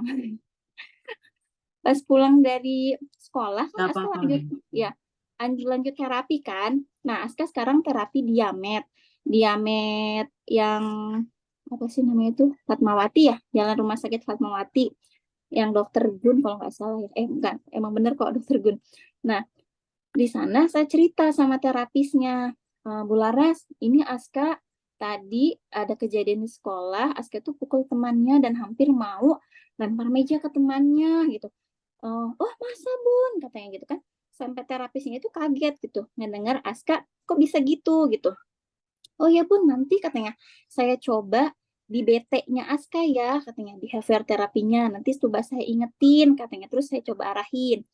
Nah, hari Kamis kan terapi, hari Sabtu ini pas tadi pagi kan Aska jadwal terapi BT-nya. Ketemu dengan Bu Laras. Udah gitu ceritanya selesai terapi, Bu Laras lapor sama saya. Gini. Bun, Aska tadi habis nangis. Lah, kenapa nangis gitu kan? Kenapa Bun nangis? Dikira saya pertamanya itu Aska nangisnya itu karena Aska nggak mau terapi gitu kan ya. Itu Aska Bun, saya tanya katanya, Aska kata mama, Aska pukul Afan ya katanya. Aska mau lempar meja sama Afan. Nah, dia cerita sama terapisnya ini. Wow, Laras, Aska tidak suka diganggu-ganggu sama Afan katanya. Kalau Aska lagi belajar suka dicolek-colek sama Afan tangannya katanya. Terus dipanggil-panggil baby Aska, baby Aska, baby Aska gitu. Terus udah gitu, selain itu dia suka nyolek-nyolek tangan, terus manggil-manggil namanya Aska, baby Aska, baby Aska, katanya gitu. Jadi kata terapisnya ini kan Bun, katanya anak seperti Aska ini, dia kan kalau untuk memproses informasi dan mau fokus itu kan dia butuh ekstra tenaga ya Bun, katanya beda lagi dengan anak yang tipikal, kata terapisnya itu kan. Dia mungkin merasa nggak nyaman, terganggu, katanya sama si A ini, katanya itu kalau yang setahu saya kan Bun, selama saya pegang Aska, emosinya Aska itu cukup stabil dan nggak pernah yang namanya mukul, nggak pernah nyubit gitu, nggak pernah ngegangguin orang gitu. Bahkan pada saat kan pernah gabung kan, sering gabung sama yang anak-anak yang lain kalau misalkan lagi ada sesi gabung terapinya gitu. Bahkan ketemu sama yang namanya siapa sih, lupa saya juga tadi, yang si A ini, yang si B gitu di tempat terapi yang emosinya meluap-luap yang meledak-ledak itu sampai Aska juga tenang aja tuh, biasa aja ngadepinnya katanya. Wah, ini tumben-tumbennya Aska Bun, katanya. Nggak mungkin Aska kayak gitu kalau nggak ada penyebabnya gitu kan, ada sebab ada akibat katanya gitu. Saya sampai coba deh Bun, katanya. Saya sampai oh iya ya, selama ini saya cuma merhatiin Aska nih menjudge Aska itu, Aska harus minta maaf sama Afan gitu karena itu kan memukul tidak baik. Tapi saya nggak pernah merhatiin tentang perasaannya Aska yang digangguin sama Afan gitu. Bun, ini mungkin katanya kan Aska kan diam anaknya katanya. Dia mungkin menyimpan katanya. Jadi memendam katanya, mendam apa emosinya dia katanya. Jadi mendam terus tiba-tiba langsung meledak gitu kan. Khawatirnya Bun, katanya nanti semakin lama mengganggu ke akademiknya Aska katanya gitu kan, kata terapisnya itu. Karena dia kan lagi konsentrasi buat belajar digangguin terus sama Afan katanya. Dan lagi nanti khawatirnya ke depannya dia Aska bakalan emosinya itu lebih gitu dibandingkan dengan yang sekarang katanya. Itu bisa nggak sih Bun dipisah dulu, kata terapisnya kan, info dari terapisnya. Itu dari mana katanya buat kebijakan kenapa bisa berdua kayak gitu katanya. Nah itu saya bilang kan, saya juga nggak tahu ini dari sekolahnya memang kebijakannya kayak gitu. Itu bisa nggak sih Bun, katanya minta ke sekolah untuk dipisah dulu, kata Bularasnya itu kan ya, minta dipisah dulu supaya Askanya tenang dulu lah atau gimana katanya gitu. Sampai saya apa sih pas bis pulang dari terapi gitu ya, ngedenger dari terapisnya, Aska sampai nangis sama terapisnya, sedangkan sama saya di rumah nggak pernah kayak gitu. Dan cuma mama Askanya usil Afannya usil sih katanya gitu. Aska tidak suka. Jadi saya selalu bilang minta maaf sama Afan, tapi saya nggak pernah menginikan perasaannya Aska gitu kan. Kan kalau anak autis itu kan dia belum bisa komunikasi secara verbalnya, dia nggak terlalu kayak anak-anak yang tipikal gitu. Terus emosinya juga dia kadang ya masih belum ngerti gitu kan ya. Masalah yang kayak malu dari kamar mandi aja kan dia kadang-kadang suka, Aska mana anduknya, ayo malu itu mana anduknya. Berulang-ulang kali harus diingetin. Nah, yang lucunya lagi nih, pas di sekolah saya pernah kan mau ceritanya mau konsul nih, mau diskusi biasa lah sama guru gitu. Terus gurunya malah bilang kayak gini, iya sih Bun, katanya Askanya main fisik katanya. Nah kayak gitu kan langsung jadi nggak enak nih, langsung saya berhenti aja ngomong lagi. Terus saya diem aja. Nah sekarang pas puncak yang kemarin, terus Askanya info dari terapisnya juga kayak gitu kan, Aska itu bisa dibilang emosinya stabil katanya. Terus nggak mungkin bisa sampai segitunya kalau nggak ada sebab akibatnya katanya. Makanya saya sekarang dari saran dari Mbak Tira juga sih, pas kemarin sempat teleponan sama Mbak Tira, katanya cari itu dulu deh informasi literasi gitu kan, supaya data biar jejak dulu gitu kan. Makanya saya sekarang lagi berusaha untuk cari informasi ke terapisnya Aska gitu tentang perkembangannya Aska, terus mau coba ke psikolog lagi gitu. Jadi kalau misalkan nanti diskusi sama gurunya juga biar lebih enak gitu kan ya, biar lebih ini. Nah, itu untuk masalah emosinya itu gimana ya supaya Aska jangan sampai gitu ke teman yang lainnya kayak gitu gitu. Sampai saya nanya ke beberapa teman kelasnya Aska kayak gitu nggak sih di kelas gitu? Apa dia juga mukul sama teman yang lain? Ternyata jawabannya enggak gitu. Cuma sama si A ini doang gitu kan. Oh gitu. Jadi kan kalau misalkan Aska bermasalah sama si ini berarti kan yang si ini ya dong yang bermasalah gitu kan.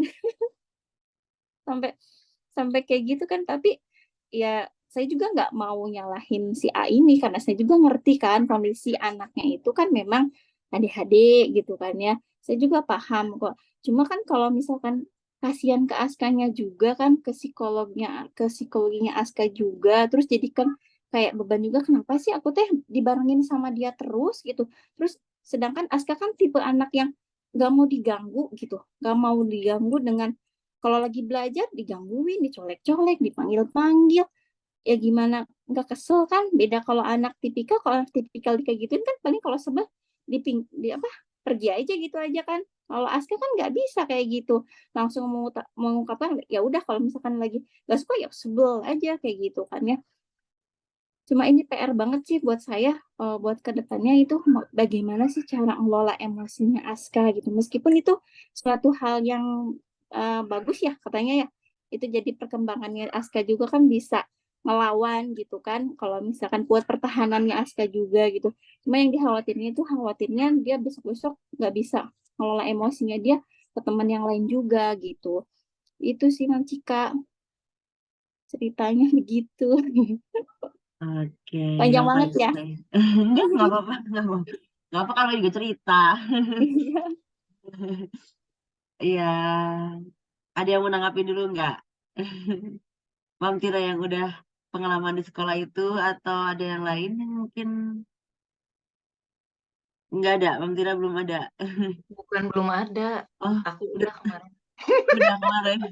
Balida, Panjang lebar. Cuma itu Mbak gimana? Tira, aku tuh pas yang sedihnya itu pas tadi loh ketemu sama terapisnya Aska, terus bilang katanya Aduh. Aska tuh sampai nangis katanya ceritanya.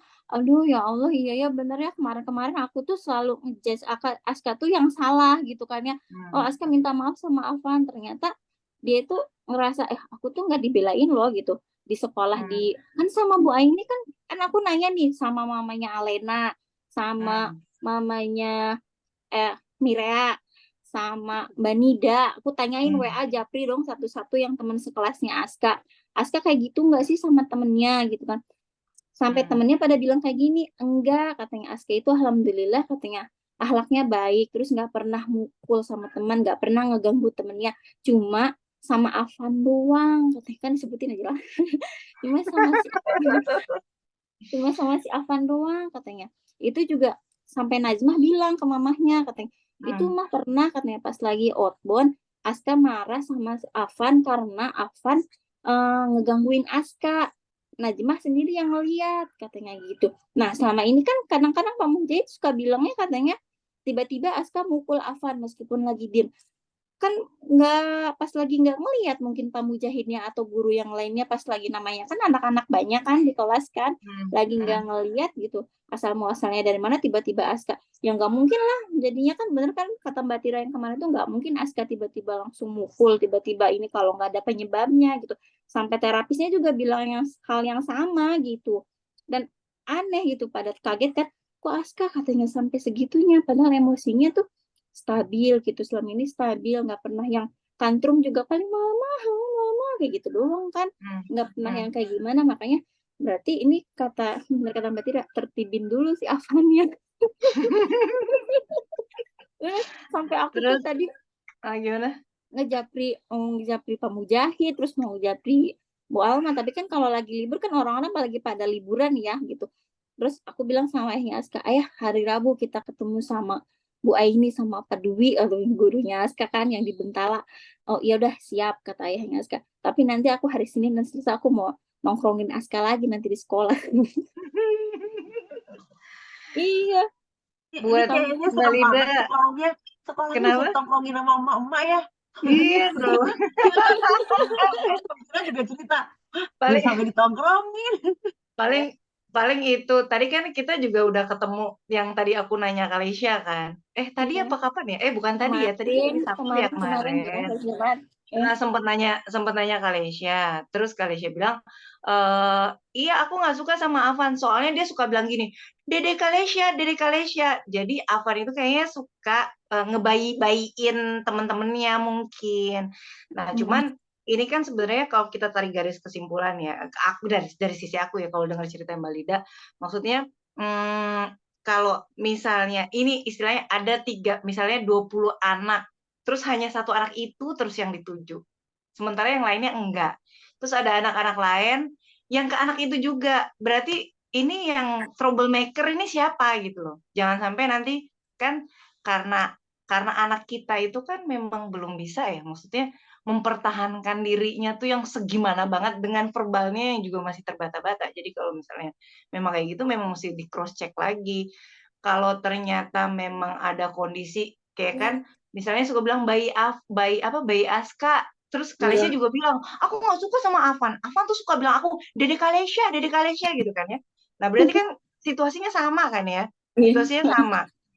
Cuman dari sisi Kalesia mungkin karena Kalesia itu kan Kalesia itu kakaknya Kiandra yang sekelas sama Avan. Jadi kalau dari Kalesia itu kan Kalesia tipikal bukan ASD, cuman drama queen.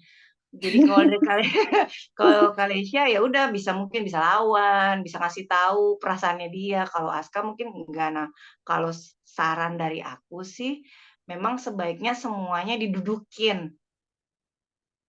Gurunya, guru wali kelasnya, dua-duanya, shadow teacher-nya, sama orang tuanya Avan. Ayah ibunya bila perlu, 5. Nah, itu Mbak Tira susah. Susahnya karena apa? Kayaknya susah dia nggak ngerti sama kondisi anaknya. Ayahnya Aska. Bukan. Ayah apa kan jadi ngegosip deh. No. Enggak, orang tua itu kan ada 2 ya. Ada ayah, ada ibu ya. Kayaknya dua-duanya deh Mbak. Orang rapot aja dia nggak ngambil rapot aja nggak pakai konsul, cuma ngambil rapot doang.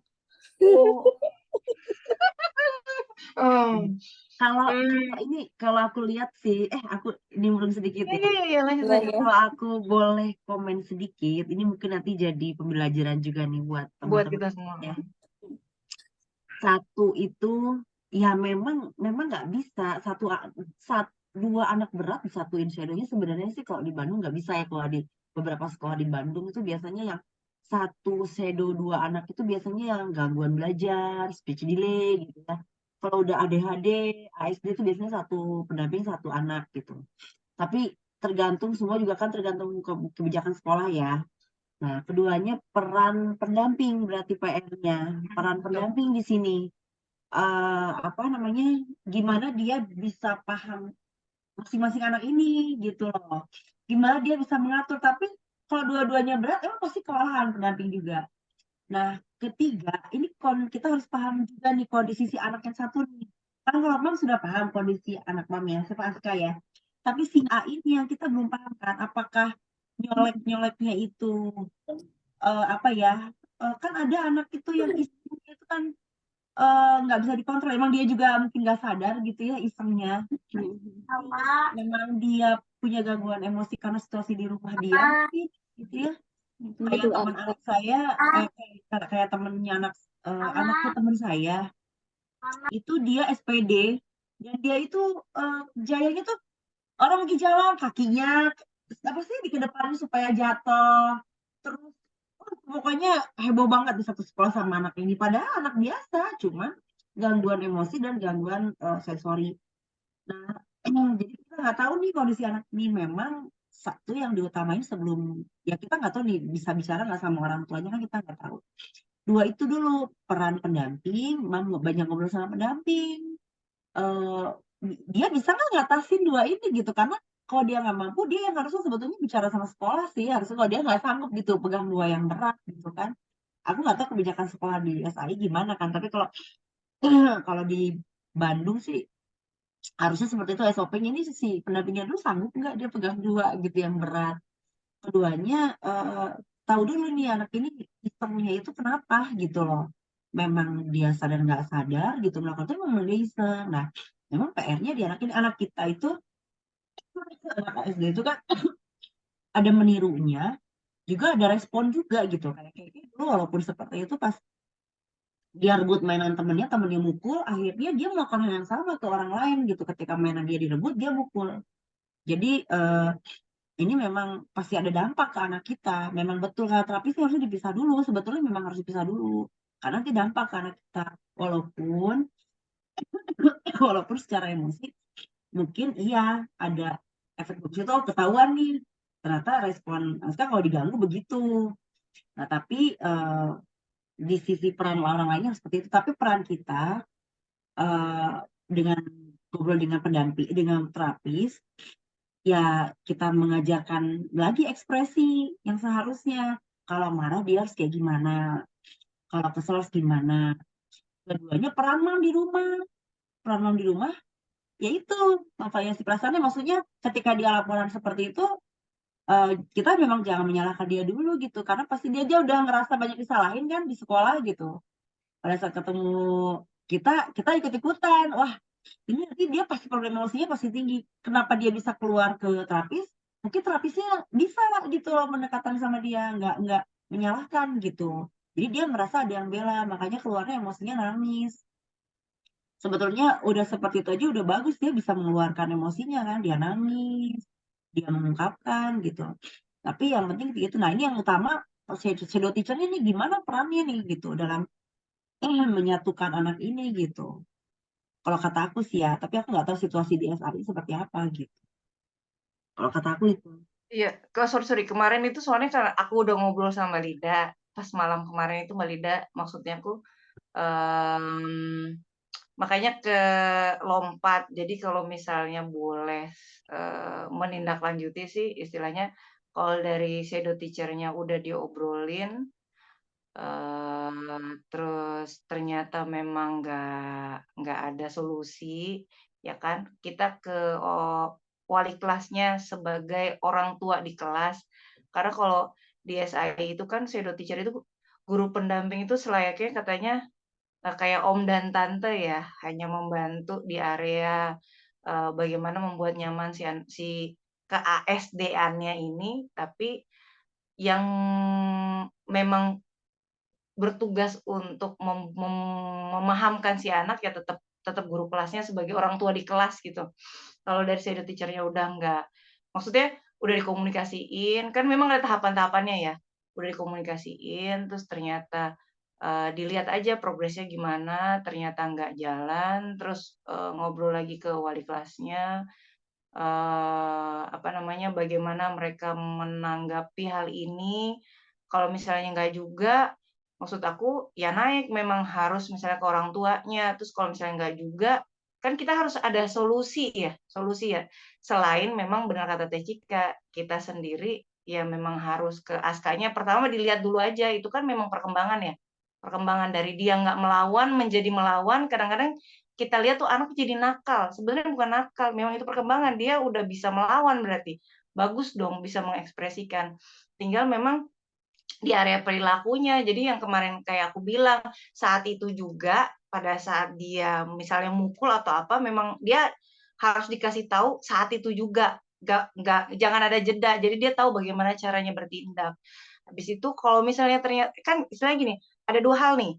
Kita ke anaknya, tapi tetap kita lakukan ke sekolah.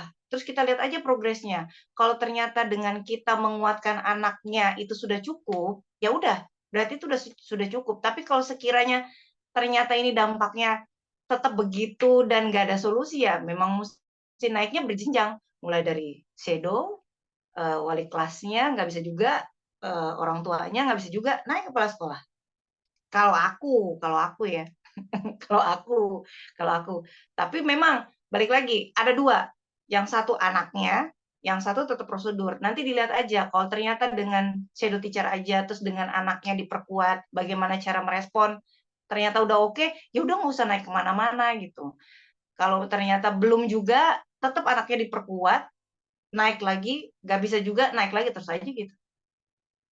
Terus kalau misalnya memang gimana, kan terapis nih ngasih saran, ngobrol lah sama apa shadow teacher-nya bahwa ini anak harus dipisah misalnya, atau misalnya ngobrol lah sama wali kelasnya.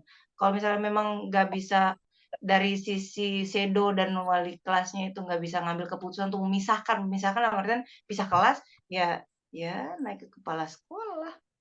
Iya, itu juga Mbak kan aku akhirnya kan sekarang lagi mengumpulkan data dulu ya, data buat nanti rencana insya Allah sih mau ketemu dulu sama shadow teacher-nya sama Bu Alma sama Mujahid kan.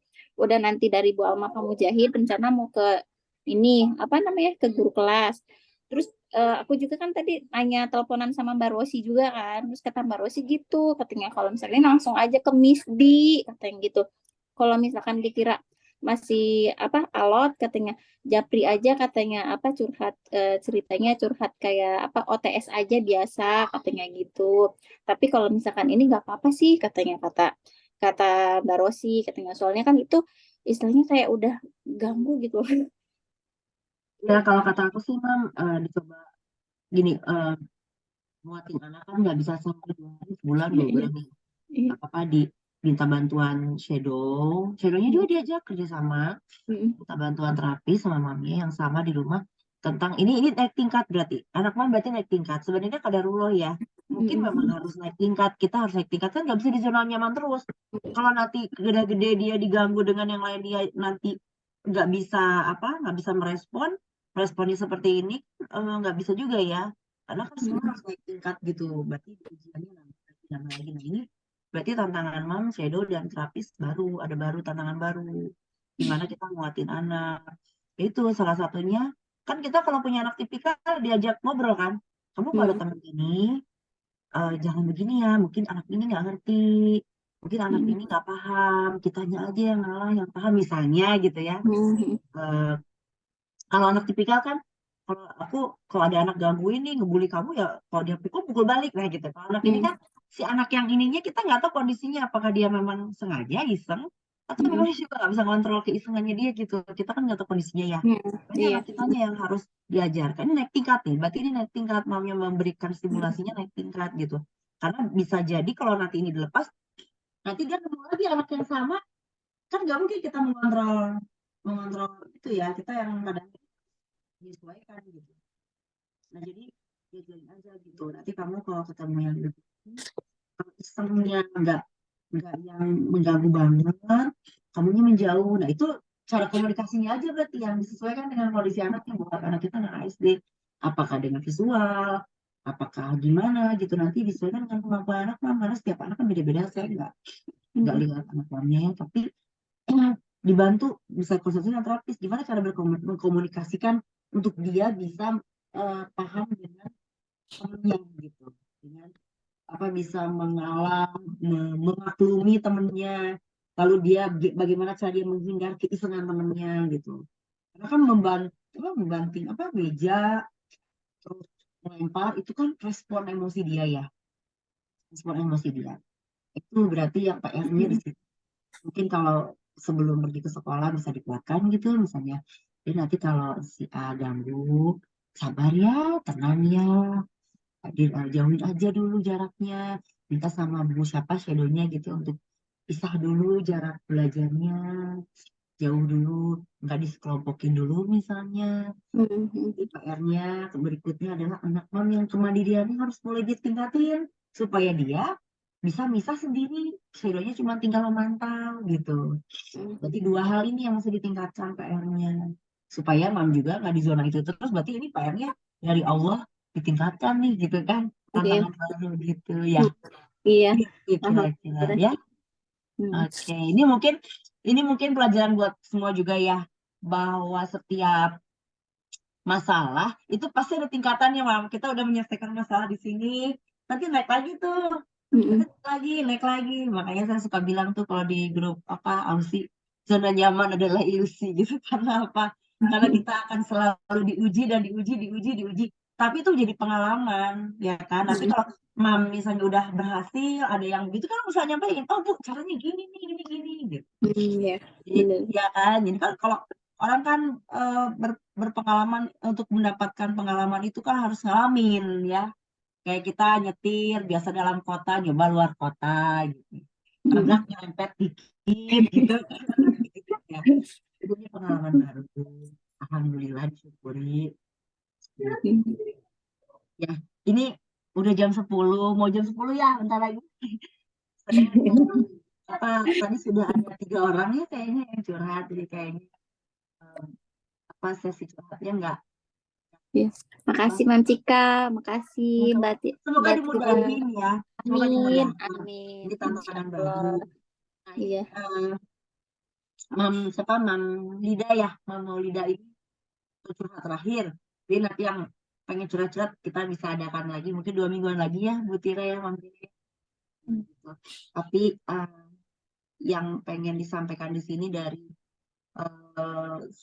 serangkuman dari semua curhatan ini kan, kayak tadi Mam siapa yang tentang gunting kuku dan lain-lainnya, itu kan tadinya anaknya emosi, udah tenang, tingkat lagi nih ada masalah baru lagi gitu ya, juga gitu ya. Terus tadi Mam Almi juga anak udah, yang satu udah tenang, yang satunya lagi belum. Jadi terlihat ya di sini ibu-ibu ya, bahwa kita itu ujian itu akan selalu ada dan ada dan ada gitu. Ada lagi yang baru, ada lagi yang baru. Ujian naik tingkat. Itu juga untuk pengalaman kita juga, untuk ilmu kita juga gitu, bahwa kita akan dihadapkan dengan masalah-masalah yang baru, yang nggak bisa kita misalnya kirain teh udah selesai sampai kapan atau ya ini teh, nah kan nggak bisa kayak gitu ya. Ya kalau udah selesai mah ya maaf nih, udah kalau selesai mah diselesain hidup kita ya begitu gitu ya. Jadi pasti kita harus menyelesaikan masalah-masalah baru. Jadi di sini jangan ngedrop, jangan aduh ternyata hidup itu beratnya, yang indah mah di surga mah gitu kan. Ada masalah kayaknya kalau di surga. Jadi tetap semangat, tetap kuatkan iman, tenaga kita yang diutamakan itu, kita kayak prajurit yang mau perang terus di depan udah tahu gitu, ini nanti yang dihadapkan tuh begini gitu. Jadi kita udah siap gitu, mentalnya udah siap. Kita harus kuat Mam, kita harus kuat karena bisa jadi kita kemarin Mam Yen itu cerita, aduh ternyata ada masalah yang lebih besar lagi ya gitu kan, yang lebih besar dari kita yang kemarin anak-anak kena AIDS itu ya. Nah jadi kan kita ngelihatnya masalah kita besar, tapi banyak kok yang lebih besar, yang mereka punya masalah yang, jadi nggak, kita ibu-ibu ABK itu nggak selalu harus yang paling menderita gitu kan, enggak ya gitu. Jadi masalah itu akan selalu ada, kita harus siap garda terdepan gitu. Kalau dari aku ini, Mama senyum-senyum mau ngomong dari tadi, coba tadi mumpung masih ada 10 menit lagi Mama. Mau cerita apa Mbak? Mau cerita apa? Enggak tahu, aku suka ngakak, emang suka random. Ketawain suara gue yang matuk-matuk ya. Gimana? Enggak, sok aja tuh Teh, kalau masih ngobrol atau udah kan tadi udah dijawab sama Teh Cika. Emang Bu, kalau yang namanya masalah sekolah, ini ya ini pengalaman ya. Enggak, kalau aku mah mau nanggepin yang sunat aja Teh. Kalau sekolah kan tadi udah jelas. Udah jelas dari Mama Tira, tadi Mbak Tira sama Teh Cika ya. Kalau sunat kan kebetulan Saka kemarin tuh tahun 1 bulan kan sunat gitu, tapi memang prosesnya nggak langsung. Jadi ada di awalnya dia nonton dulu, nonton lakukan tuh Saka selalu ikuti gitu. Dan benar tadi yang Ibu Lida bilang ya, kalau kata orang tuanya bilang kalau tunggu anaknya mau dulu, itu ada benernya juga memang. Jadi kita lebih mudah buat ngarahin sih, tinggal kasih social story dikit-dikit kalau anaknya memang udah mau. Jadi dulu tuh lihat film Filipin, terus tiba-tiba dia tanya, Mami Asaka sunat gitu. Terus saya bilang, sunat Asaka berani? Tidak katanya. Terus saya pakailah itu Upin Ipin itu buat social story India gitu. Oh, kebetulan nih dia lagi tanyain sunat nih, saya masukin deh kira-kira social story apa ya yang bikin dia tuh suka. Terus saya ajak tuh kalau ada yang ke undangan sunat, saya ajak, terus saya kasih lihat tuh seperti itu sunat. Saka tidak, masih nggak mau. Tiba-tiba dia tuh penasaran sendiri. Dia kan udah bisa buka searching YouTube gitu kan, tapi pakai voice note gitu. Upin Ipin sunat gitu kata dia. Terus nanti papi sunat, dia cari, pokoknya semua dia cari itu di voice, pakai voice note itu kan. Terus aku bilang terus Asaka sunat gitu. Dia cari, jadi referensinya tuh dia cari sendiri dari YouTube itu, dari Google itu. Terus lama-lama aku bilang, itu cukup lama sih, aku sosial sekitar 3 bulanan ya, 3 bulan 4 bulan. Nah terus ada salah nih aku nih, jadi sampai akhirnya dia bilang Mami, Arsaka mau sunat gitu. Oh, mau sunat, berani tapi hanya potong, hanya titit ya, tidak hanya sedikit ujung ya, tidak potong titit ya. Dia ngerti itu, maksudnya dia nggak mau kalau dipotong semuanya gitu, karena dia hanya ujung saja ya, tidak semua kata dia. Terus iya tidak semuanya. Akhirnya aku tuh cek tanya ke beberapa klinik ya, di Safubot yang memang khusus untuk nanganin ABK tuh Safubot ada. Dia pakai metodenya tuh aku lupa ya. Terus sama ini di klinik sunatan di Bintaro. Itu adanya di Lotemat lantai 2 atau 3 kalau nggak salah, lupa. Nah, itu aku ngubungin itu tuh pakai metode bipolar tech namanya. Terus aku minta tanya-tanya, terus kondisi anak gini gitu. Ini belum ke dokter. Baru aku cari referensi sebanyak-banyaknya. Terus dikasihlah video nih, ini Bu, bipolar tech tuh seperti ini gitu. Metodenya gini. Pokoknya jelas banget tuh, ada dokter, bener-bener videonya jelas. Akhirnya ini salah sih aku sih. Jadi langsung kasih tahu Saka sosial story-nya pakai video itu gitu. Jadi aku bilang, Asaka, lihat deh sunat tuh seperti ini gitu. Terus dia tuh yang sempat tidak gitu. Pas ngelihat video itu tidak mau katanya. Tidak, hanya sedikit ujungnya saja, tidak semua ya, tidak potong semua, tidak. Terus dia nggak mau, lama-lama besok, Mami lihat handphone Mami sunat kata dia. Akhirnya aku kasih lihat lagi. Lama-lama pas aku meleng nih, dia kan baru tahu konsep dia baru tahu gunting itu untuk dia tahu gunting itu untuk motong kertas, untuk potong kuku dia pernah. Tapi aku nggak sosial storyin kalau gunting itu bukan untuk motong penis gitu. Jadi pas aku lagi tinggal ke dapur, tiba-tiba kok dia nggak ada suaranya, pikir aku nggak ada suaranya. Tiba-tiba dia pegang gunting, entah dapat dari mana. Terus dia pegang ujung penisnya itu udah kayak gini. Satu atau 2 detik aku nggak datang itu udah kepotong tuh penisnya. Terus aku bilang, oh no, aku bilang tidak. Terus gini, oh tidak potong, tidak. Terus ternyata dia ngerekam, benar-benar ngerekam dari yang video yang aku kasih yang di bipolar tech itu. Tapi kan itu aku nggak sosial storyin, aku cuman bilang ini seperti ini, tapi aku nggak bilang sama dia bahwa yang sunat itu hanya dokter, bukan Arsaka gitu. Nah dari situ langsung aku simpen tuh gunting. Terus aku bilang sama dia, Arsaka, sunat itu hanya dokter ya Mami. Arsaka tidak, Arsaka tidak. Jadi yang sunat itu hanya dokter. Terus tidak berdarah ya? Tidak, kan Arsaka sudah lihat videonya, tidak berdarah, tidak sakit ya gitu. Ya gitulah, itu ya gitu. Banyak kasih arahan bahwa sunat itu pokoknya nggak boleh sendiri, harus sama dokter gitu. Akhirnya berulang-ulang kali sampai full nonton video itu sampai sekitar sebulanan kalau nggak salah ya. Terus akhirnya dia bilang gini, ada temennya papi kan dokter. Dia bilang gini, gue mau sunat nih, gimana Saka mau sunat nggak? Belum, anak gue belum mau gitu kan. Terus saya respon nanya ke Saka, Kakak mau sunat nggak? Mau gitu loh. mau benar tidak sakit, tidak sakit Mami, tidak berdarah, mau. Terus saya bilang, oh beneran mau, ya sudah. Tapi ya udah deh, kita coba-coba daftar aja dulu. Kalau memang sampai sana dia nggak mau, ya udah kita pulang gitu. Jadi kita ekspektasi kita nggak terlalu tinggi. Tapi pada saat itu Saka ditanya, Saka mau. Kira ya udah didaftar dulu aja bro katanya. Tapi nanti kalau anak gue nggak mau, gue balik ya. Oh ya udah sip, dia bilang. Terus sudah tuh, udah itu juga nggak bilang sama neneknya, semua nggak ada yang dikasih tahu. Nah tiba-tiba hari besoknya tuh, lusanya kan langsung ke sana tuh. Tiba-tiba udah malam dia tidur, Asaka besok sunat ya. Iya Mami, sunat ya. Terus bangun dia jam 4 pagi ternyata. Terus aku mau siap-siap sholat, dia bilang, Mami, Asaka mau sunat ya? Aku bilang, ih kok ini benar, kok dia mau nih, kayaknya beneran nih. Terus Asaka benar mau.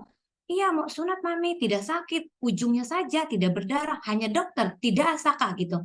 Jadi semua yang saya sosial storyin sama dia tuh kerekam. Jadi ya sampai dia paham sih intinya, sampai berbulan-bulan pada saat itu, waktu itu kan. Akhirnya oh ya sudah ini kayaknya mau. Tapi itu saya panas dingin tuh, tangan udah dingin, kepala udah pokoknya lemes deh. Aduh beneran enggak gitu ya.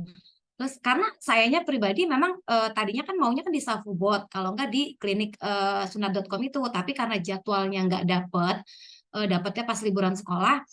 Itu hari pada saat itu enggak liburan sekolah, itu dapat hari Minggu kalau nggak salah, bulan puasa kok, bulan puasa kemarin lah sebelum Lebaran. Terus saya bilang ini gimana ya, nggak ada prepare sama sekali tapi anaknya mau. Aku udah campur aduk deh tuh perasaannya, sampai dalam hati gini, udah deh batalin aja. Tapi di jalan anaknya gini, Mami sunat ya gitu.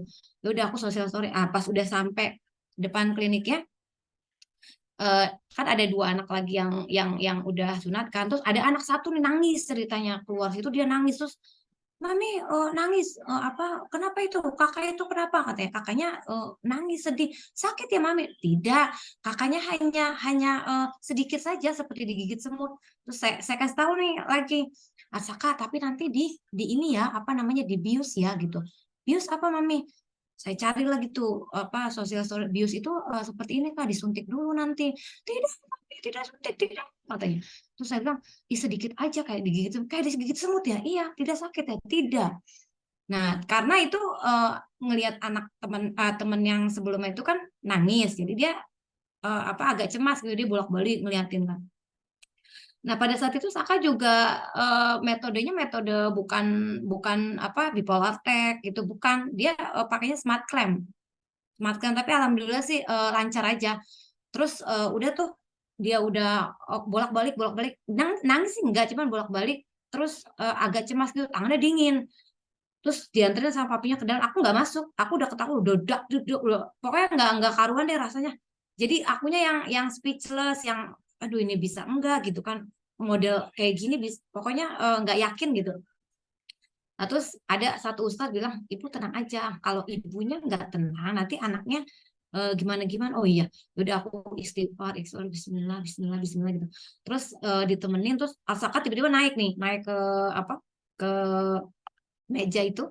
Terus Mami tidak pegang, Papi tidak pegang, Asaka sendiri. Oh ya udah, Asaka sendiri. Saya buka terus dokter tidak pegang, suster tidak pegang, Asaka sendiri. Oke, jadi dia nggak mau dipegang. Akhirnya udah dia tiduran. Tapi dia maunya duduk. Oh nggak bisa duduk, harus tiduran. Tidak. Nah dia tuh nggak nangis sama sekali. Dia cuma teriak karena dipegangin. Karena kan dia maunya duduk. Kan nggak boleh duduk kan kalau sunat, jadi harus tiduran. Gara-gara itu aja tuh dia jadinya teriak, oh tidak, lepaskan, jangan kayak gitu. Lebay di situnya aja, tapi sunatnya nggak nangis. Terus yang pas di biusnya itu cuman teriak, Mami gitu, tapi nggak nangis. Pasnya cuma teriak tapi nggak keluar air mata. Terus tidak apa-apa, langsung sama ada ustadz di situ bilang, baca doa ya, hafalan udah sampai mana Bu? Oh sampai ini Pak. Ya udah hafalin ya. Sampai alhamdulillah alamin arrahmanirrahim maliki yaumiddin ya kan, sampai gitu, sampai cepet-cepet sambil dia Mami sudah ya? Mami belum. Tidak sakit ya? Tidak. Nah biusnya cuma pas di bius itu, pas setelah di bius udah oke. Tapi ya itu kita ngomong. Pas dia bilang tidak sakit ya. Terus Asaka berani, Asaka tidak nangis. Jadi dia afirmasi diri dia sendiri, Asaka berani, Asaka tidak takut. Karena di bawah alam sadarnya dia kemarin sosial story itu aku selalu ngomong gitu, mau tidur gitu tidak sakit, sunat tidak berdarah, sunat itu tidak apa-apa, hanya dokter gitu-gitulah, kurang lebih gitu. Jadi kalau tips dari aku sunat itu banyakin sosial story dan itu yang video kalau mau kasih tahu video contoh detailnya kalau bisa sih jangan kayak aku gitu. Kalau aku kan salah ya, telat sedikit tuh kepotong tuh penis. Jadi kalaupun mau kasih video tontonan yang mengenai sunat sih pastikan dulu dia paham gitu fungsinya gunting, dia tahu benda tajam, dia Atau tahu mungkin nggak harus usah dengan yang dokter gitu. videonya di skip kali ya. Yang video tentang itu kan soalnya beda-beda anak, beda-beda persepsi, takutnya ada anak yang belum paham gitu. Jadi mungkin Iya, iya. lebih ke sosial story tentang Iya, lebih ke proses sosial story sunatnya, sih. nggak ada Benar. detail dilihat video gitu, kayak takutnya ada yang nggak siap kan ya, ada yang Iya, nggak siap. Jadi cuman masuk pada saat masuk ke ruangannya, iya, pada saat iya. tidurannya aja gitu ya. Terus Hmm. nanti udahnya diliatin nanti bentuknya gini, apa yang pakai klem, kalau pakai klem ya. Iya, Terus iya. nanti yang Iya, aku liatin terus juga pakai mungkin klem seperti ini. Nanti ya, kan dibungkus gitu. terus mungkin saat ngantri lagi ada yang tindakan, mending anaknya dikasih musik atau di mobil aja nunggunya gitu. Jadi dia nggak tegang. Iya, nunggunya di mobil. Saka Iya. memang nunggunya di mobil. Cuman pas ada temennya lagi nangis kan kelihatan dari mobil kan, wah mami nangis ya gitu. Oh, tidak apa-apa. Dari itu aku sosial story lagi, tidak apa-apa. Itu kakaknya hanya kaget, tidak apa-apa gitu. Jadi kita banyak-banyakin pokoknya sosial story terus deh. Iya. Sama itu apa? Kalau bisa emang kalau pas anaknya pas mau aja sih, maksudnya mau oke gitu. Tapi kalau nggak mau sih kayaknya agak susah ya kalau menurut aku ya. Karena pengalaman aku sih gitu. Aku juga bingung juga kalau dia mau gitu kan. Akunya mah masih belum siap lahir Ya batin mungkin dari sebenarnya pada sosial saat itu. story itu anaknya jadi ke apa ya, ke motivasi gitu ya.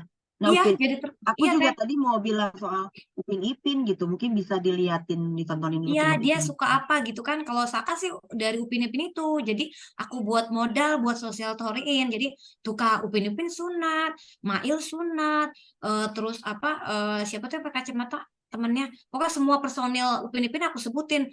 Semua sunat ya? Iya, terus Nusa sunat. Jadi memperlihatkan role model bahwa semua laki-laki itu disunat gitu. Iya, iya kayak Ada gitu. role modelnya gitu. Sampai Bahwa sampai dia bilang gini, papi sunat ya, coba lihat-lihat papi sunat sampai gitu.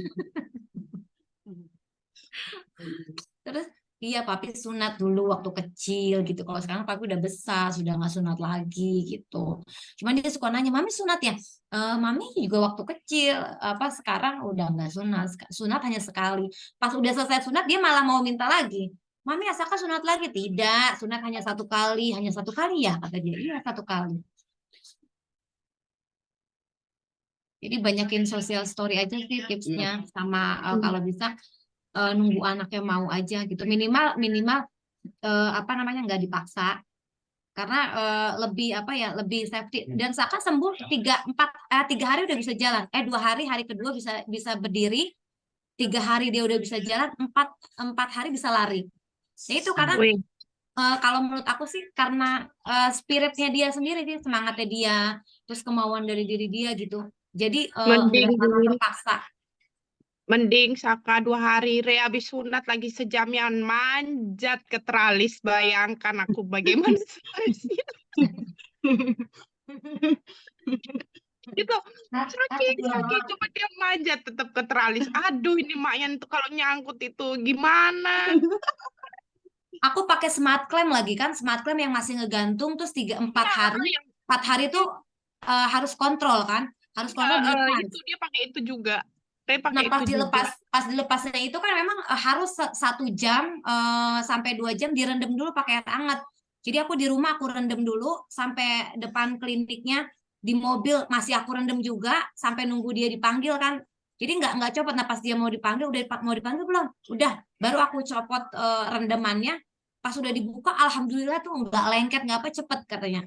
Oh ya kalau Re itu dari habis sunat itu sorenya dia udah direndam air panas. Jadi itu dia lepasnya itu emang 4 hari ya. Jadi itu tuh terus aku rendam pakein betadine katanya biar cepet kering.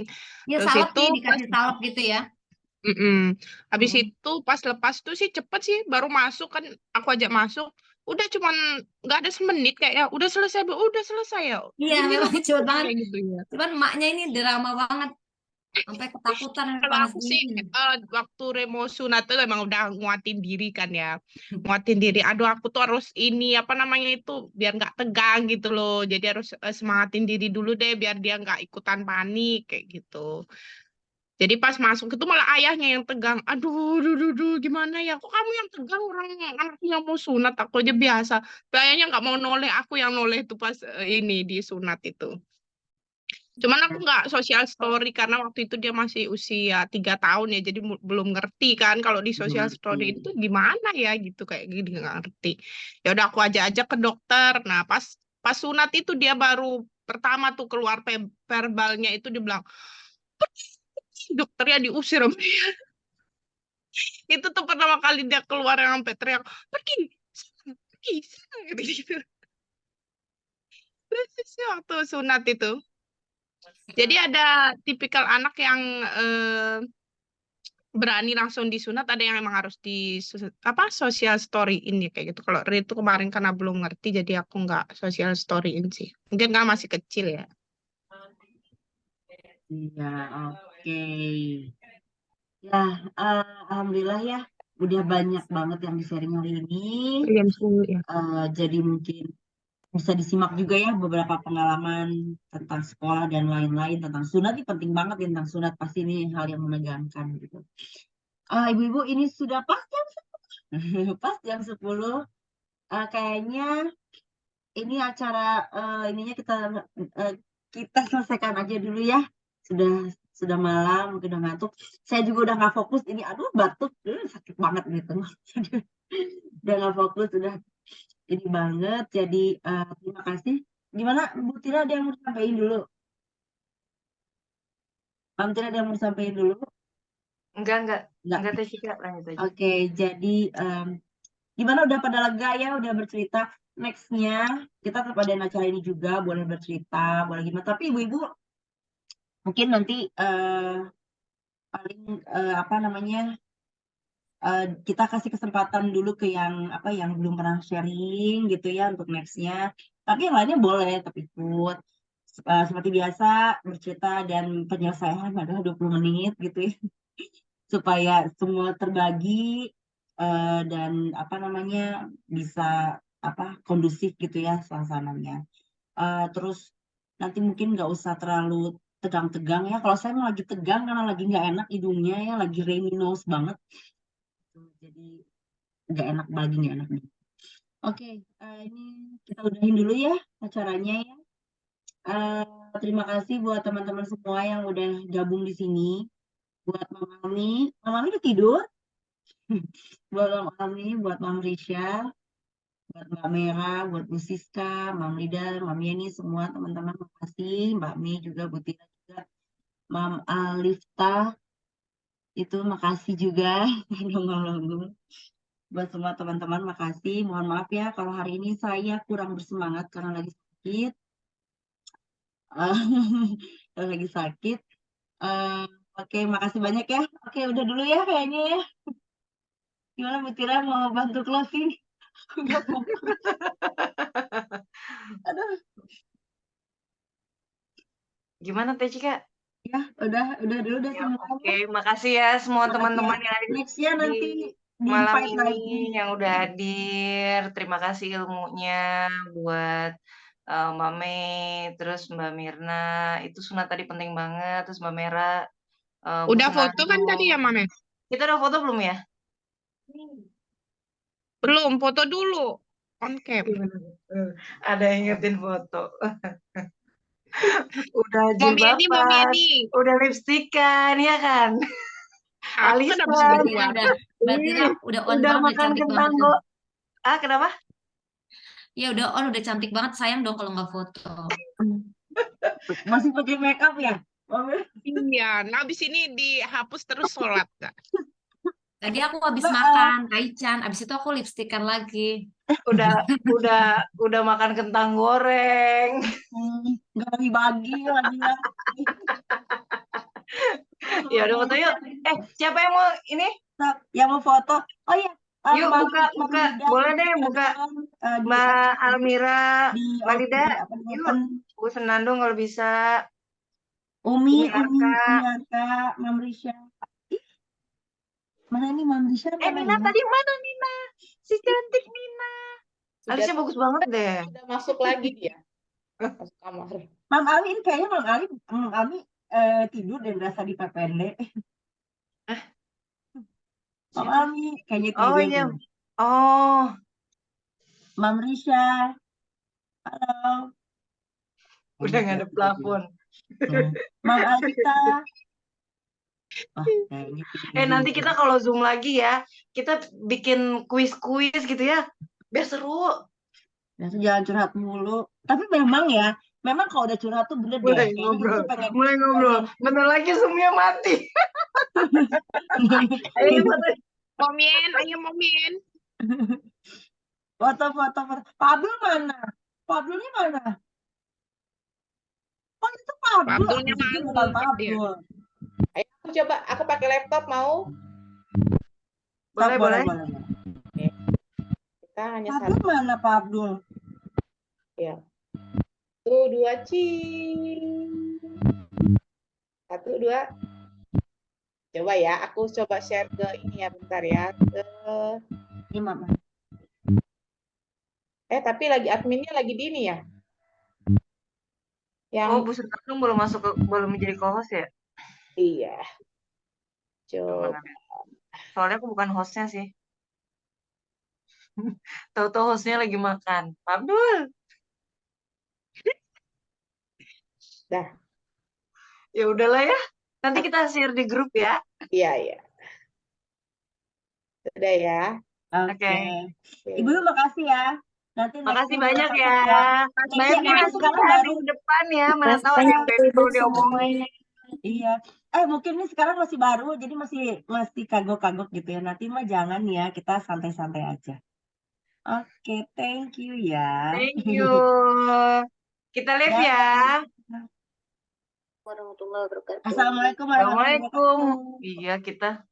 Selamat malam, selamat tidur.